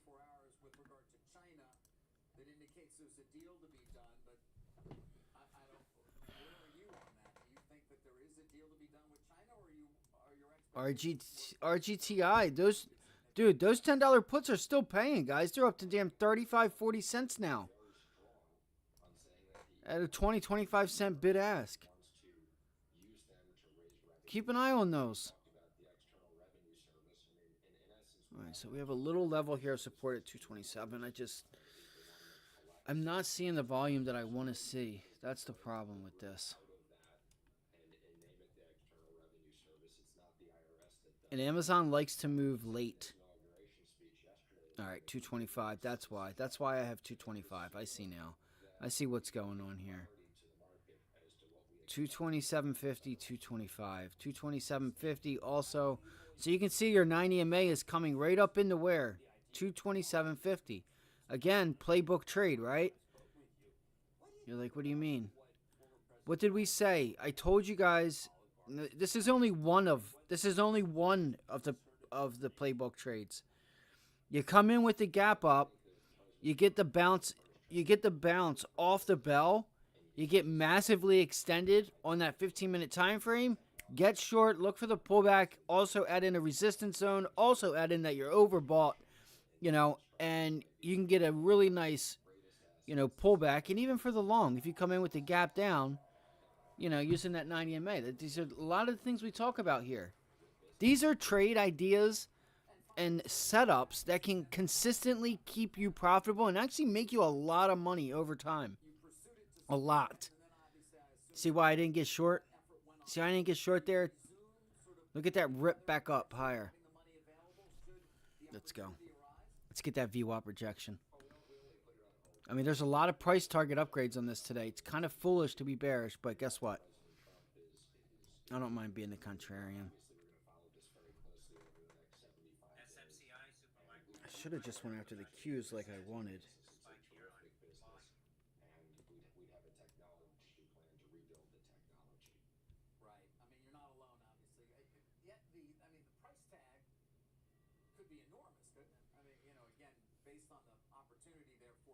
Let me watch level 2. You guys might not hear from me here just for a little bit because I want to focus on what it is that I'm doing.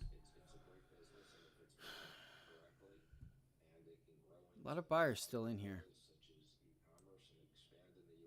So what I'm going to do is I'm going to bring up 225.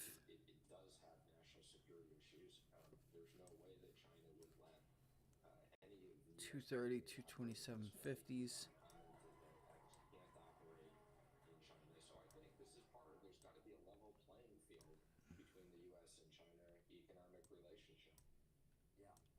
I don't know why this looks so. Excuse me. The screen looks so small.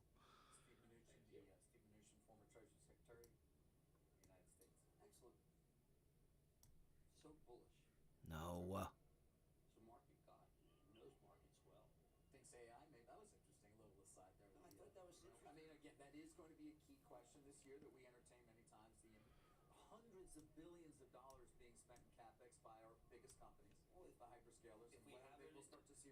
Did it again.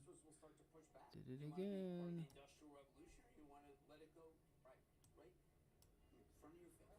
Trying to widen up the screen here. Oh my god, it did it again. Fucking asshole. Oh goodness.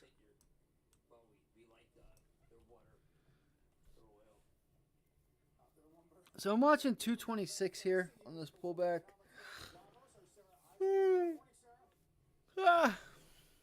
Good morning, Carl. It's good to see you guys. Yes, world leaders, CEOs. QQQ. It's a different vibe here in Davos with President Trump back. That was another Some takeaways and lower high from his being work. put in. We will also do a deep dive on the U.S. consumer, which has been powering the U.S. economy with two top CEOs in the space. We're going to talk to the CEO Maybe of not. Mexico, Ramon Laguarta, as well as the No, CEO it of was. Gap, about what they're seeing Definitely right now. was. Whether the optimism that is shared by a lot of business leaders here around the new presidency will translate into higher consumer confidence and spending. That's all when Squawk on the Street comes right back. Stay with us.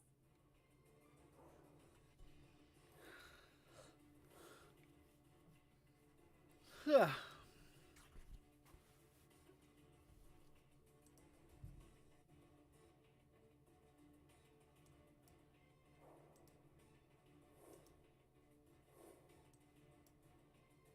The UCI Music's announcing distribution agreement with the Advantech and receives initial slot classes stocking. Nice job on Coinbase for those that took part in that break and retest on Coinbase.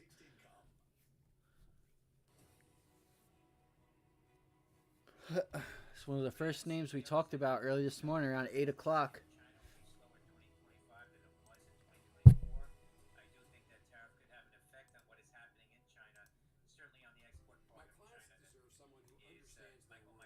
Someone who listens, who has the best financial interest. All right, so I'm going to watch this bounce here on Amazon, and I'm going to be honest, guys. I want to see if we can, like, break that zone and get down to, like, 225, 224 on Amazon. I mean, I don't want to fight the fact that it's had a bunch of upgrades. No, so we had that pivot high there. Okay. Pivot high, 228. Okay, 228 holds. Okay, so look here. This probably looks a little bit better on this. Look, it's already breaking. 228's already breaking. Shit. Damn it. It's time for Biz2 Credit. The pop culture collectibles market is valued at over $5 billion, growing 9% annually.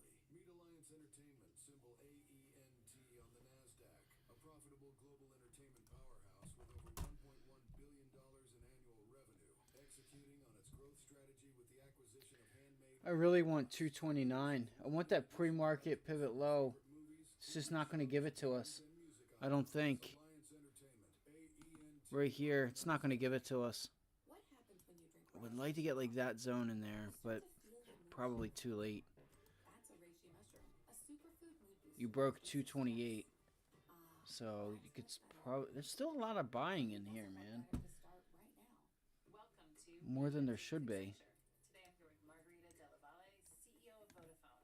You were employee 25 in Vodafone, Italy. Today you're the CEO of Vodafone. What is your strategy and vision for the future? We are changing our culture to really focus on our customers. We need to acknowledge that change is hard, but if people understand it's for the right reason, then you get the power of the organization with you. There's your 228 level right there. And it just broke it. God damn it. RGTI. Alright, you're bouncing in the 228. RGTI 1250 now.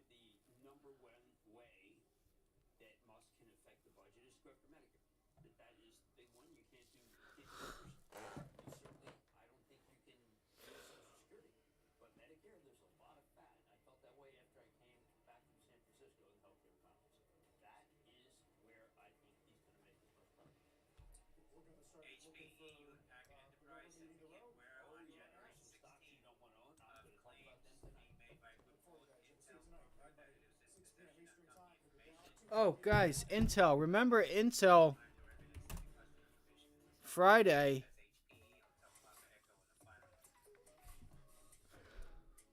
Had a bit of a breakout.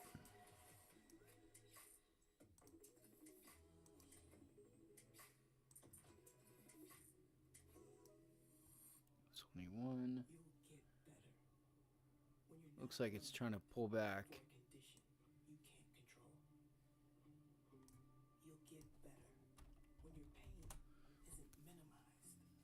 MSTR selling off.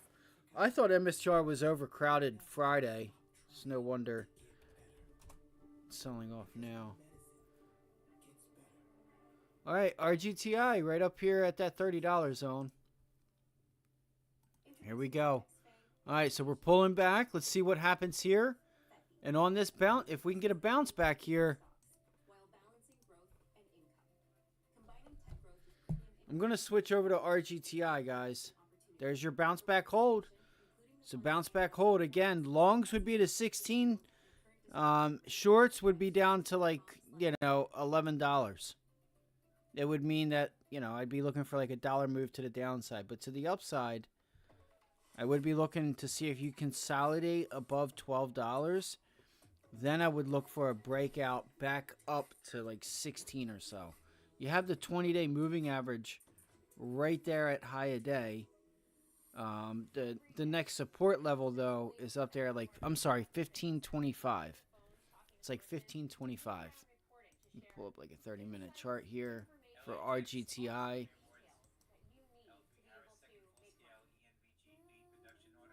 They're not going to let us get it for cheap again, it doesn't look like. So right here, intraday, really nice support level up there at like $16. So, I would be taking profits in that whole entire zone right there. Right, if you get it. If RGTI starts holding $12. Hit the like button for me, please. Subscribe if you haven't already done so. I don't even know why I talk about this shit. I don't even know what I hear. Fuck. That's right. A professional and friendly Harris technician will ensure your furnace is running at peak efficiency and ready to take on winter's chill. Plus, Pullbacks to 228. Let's see here. Amazon's still above 220. Actually, it just broke, I think. Let me see. Let's see. Yep. Just broke 228. 15-minute.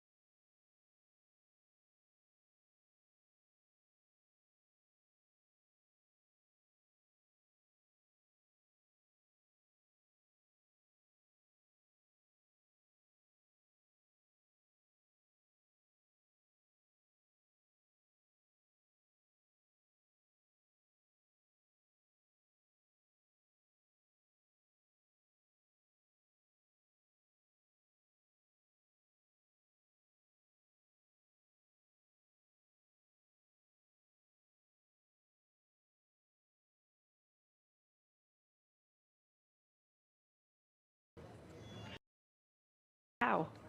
I think that's the obvious question is how one can go about doing that, because all else equal, the combination of proposed policies on immigration and tariffs, again, all else equal, puts downward pressure on growth, but upward pressure on inflation. And if we look at the immigration side of things, the constraint on workforce growth, that also is all else equal, puts upward pressure on inflation.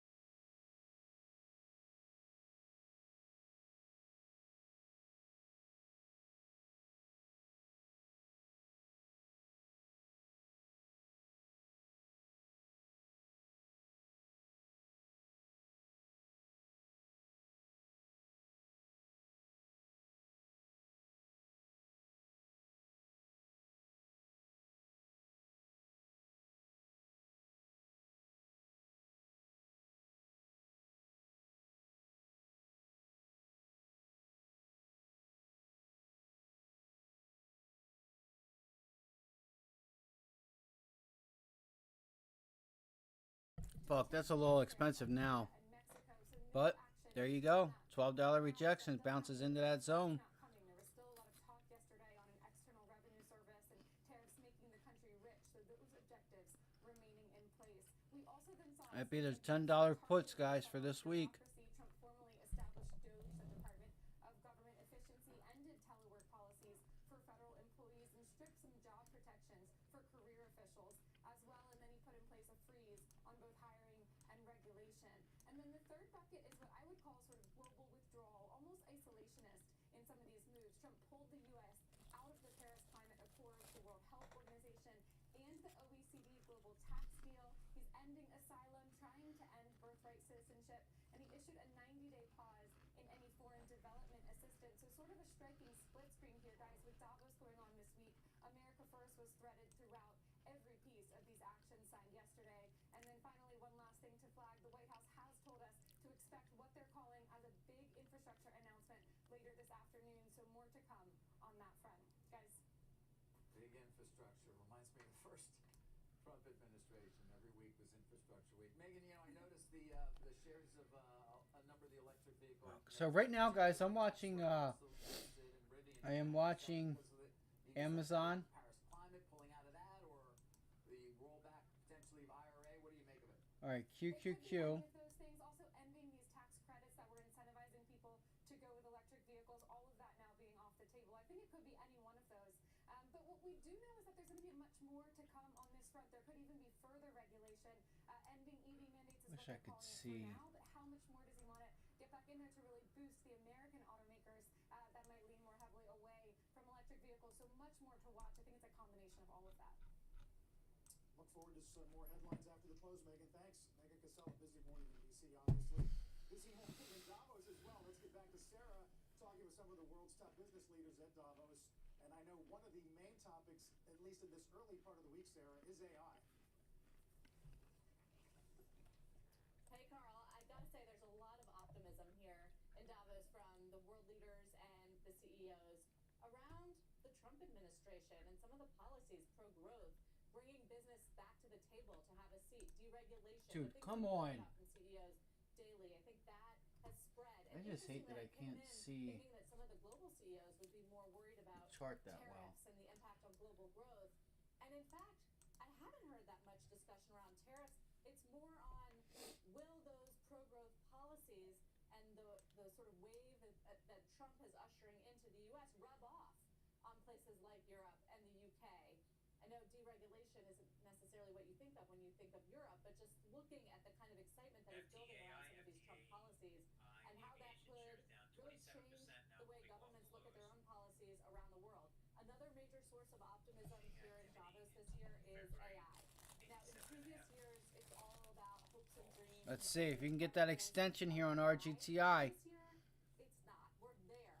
It's not experimentation phase anymore. It's companies utilizing generative AI and how they're actually saving money, productivity savings, and using Or follow through, whatever you want to call it. that I moderated this morning.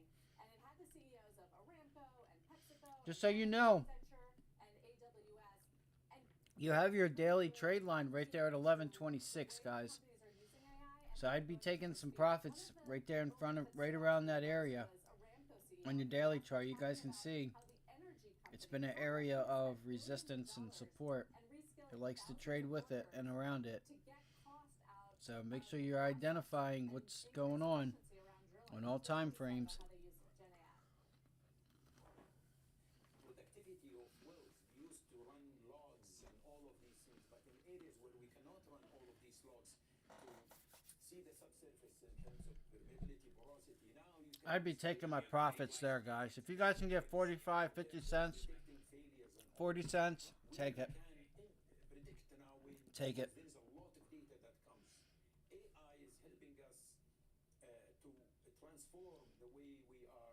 I mean, that's a decrease in volume on that pullback, so. Reducing the downtime, increasing our efficiency. Because you could just end up consolidating between 11 and 12. And these options really aren't paying.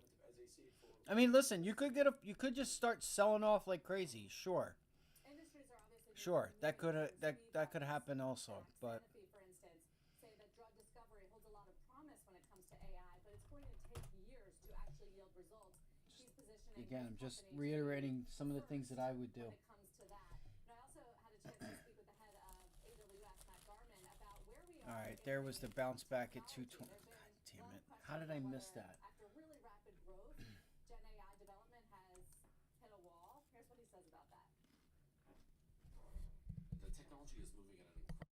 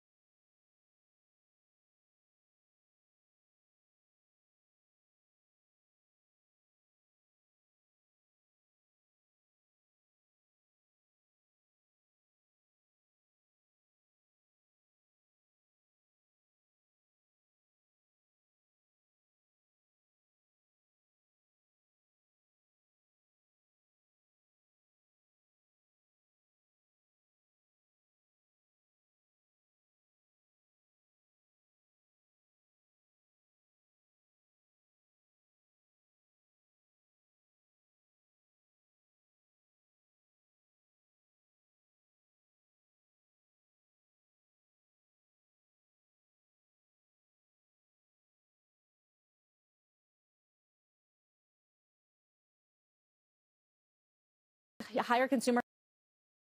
I think the Trump administration is going to be pro-growth. It's going to, help consumers feel better. I think consumer confidence is a factor, and also for us as companies, deregulation will help us. Hopefully, there's a reduction of taxes, and as well that would help us, operate more efficiently in the U.S. and you know, the U.S. is a critical market for us, and you know, everything that happens in the U.S. impacts PepsiCo at a grand scale. Where do you think deregulation will help?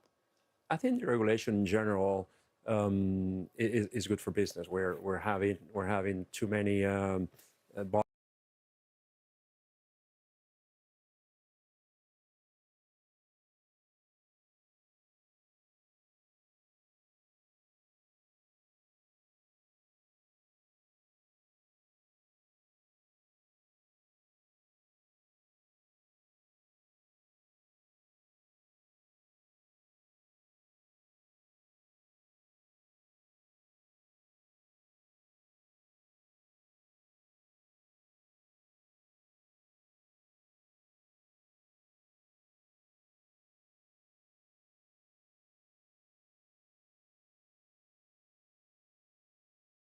across the board. Still confident about the consumer. However, we're seeing in the U.S. particular, and in some other markets globally, bifurcation. We're seeing part of the consumer base that is doing very well, and they're obviously you know, spending in services, spending in entertainment, spending in experiences. But we're seeing other parts of the consumer that is not doing so well. I mean, and this maybe in the U.S., 30–40% of the families that are struggling to get to the end of the month. So clearly, for companies in the consumer space like us, we have to have multiple strategies. We have to continue to give value to consumers in terms of portion sizes or entry points or value packs. At the same time, we need to continue to innovate because the consumer is ready to pay for more.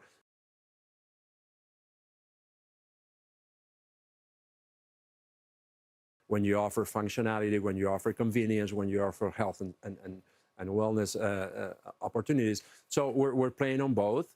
And you know, that we're optimistic. We think that as a company, we've always been good at evolving our portfolio, evolving our marketing practices, and that will do well for us. You mentioned that food inflation is down. So are we back to normal levels? Because you and all your competitors were at this place where prices were rising double digits. Yeah. Packages were shrinking. Is that over? Yeah, I think it's over. It's over. Actually, 24 was, we had much lower inflation. Our raw materials, still labor was a little bit higher. I would say we're in a place where we can manage this as we were doing in the past through productivity. We can reduce inflation in our cost structures, and therefore we don't need to increase prices in those unaffordable ways. And I think that will help consumers. Obviously, consumers will get used. They're getting used to new price levels, and we can see in some segments that consumption is picking up as well. I noted your optimism around the Trump administration. However, RFK Jr., if he gets confirmed, will oversee the FDA, and it seems like he's out for big food. What do you expect? I think, listen, the way we think about it is we've been leading food transformation for many years. We've been leading sodium reduction. We've been leading sugar reduction. We've been leading fat transformation.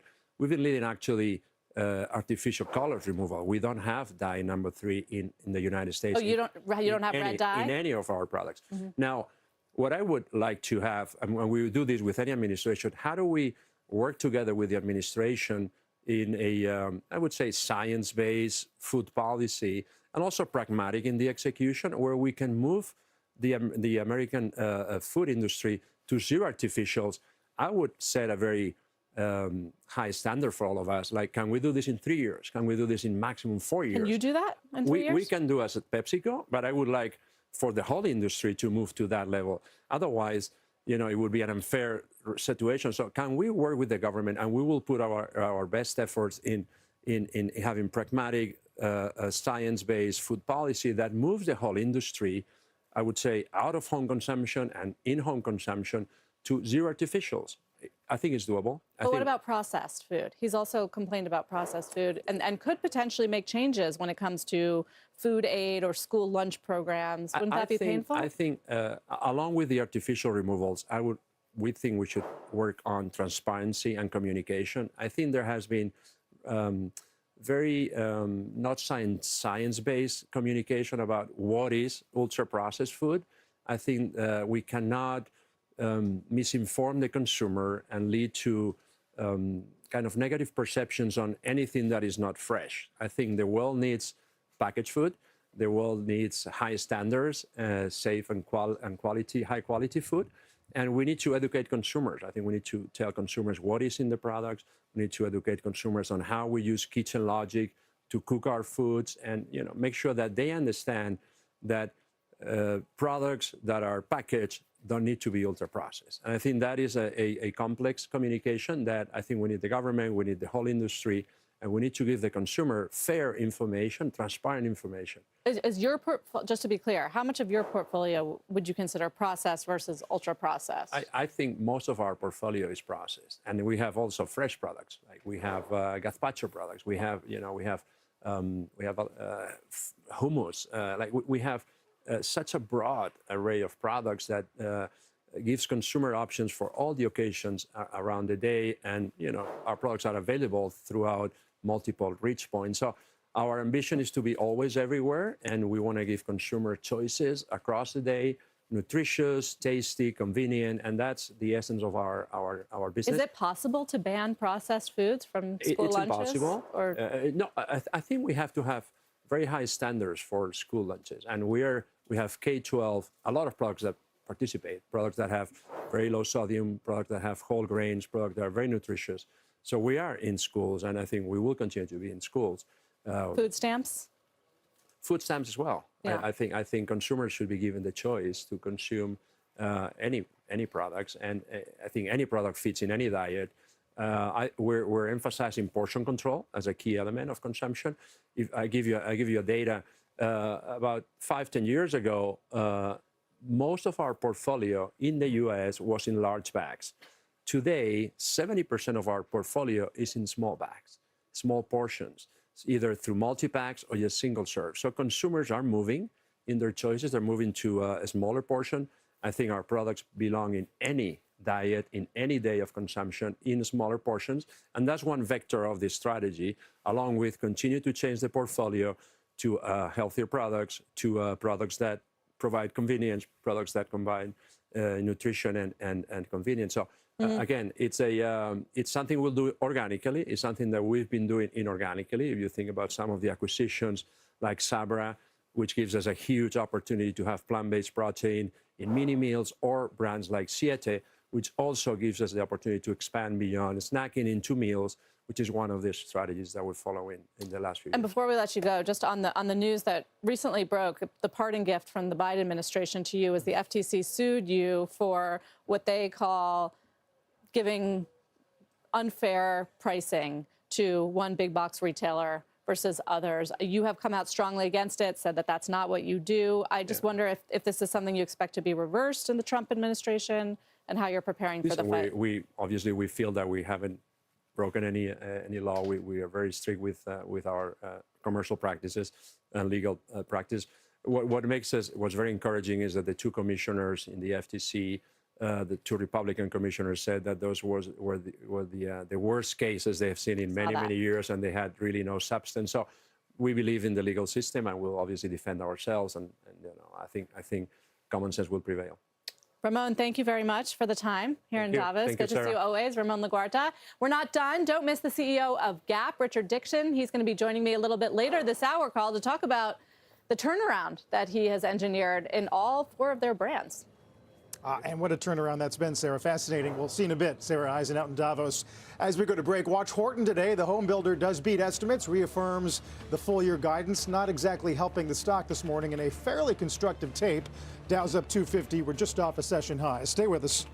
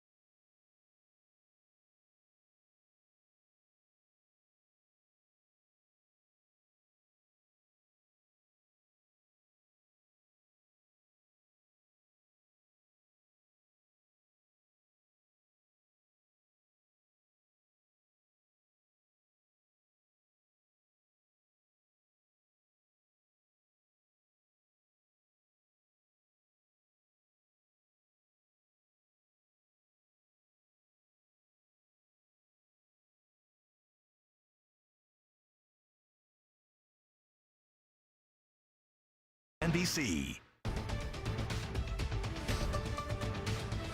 Welcome back to Squawk on the Street. I'm Seema Modi with your CNBC News Update. The dismissals of January 6 related cases are underway as incarcerated rioters are set to be released from jail and prison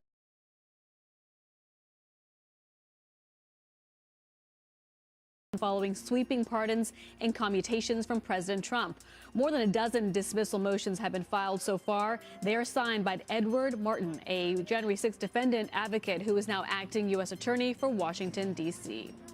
At least 2 new wildfires have broken out in Southern California as meteorologists warn winds could hit up to 100 miles per hour today in the mountains and 70 miles per hour on the coast. The Palisades and Eden fires are still burning in Los Angeles County and are now 63% and 89% contained.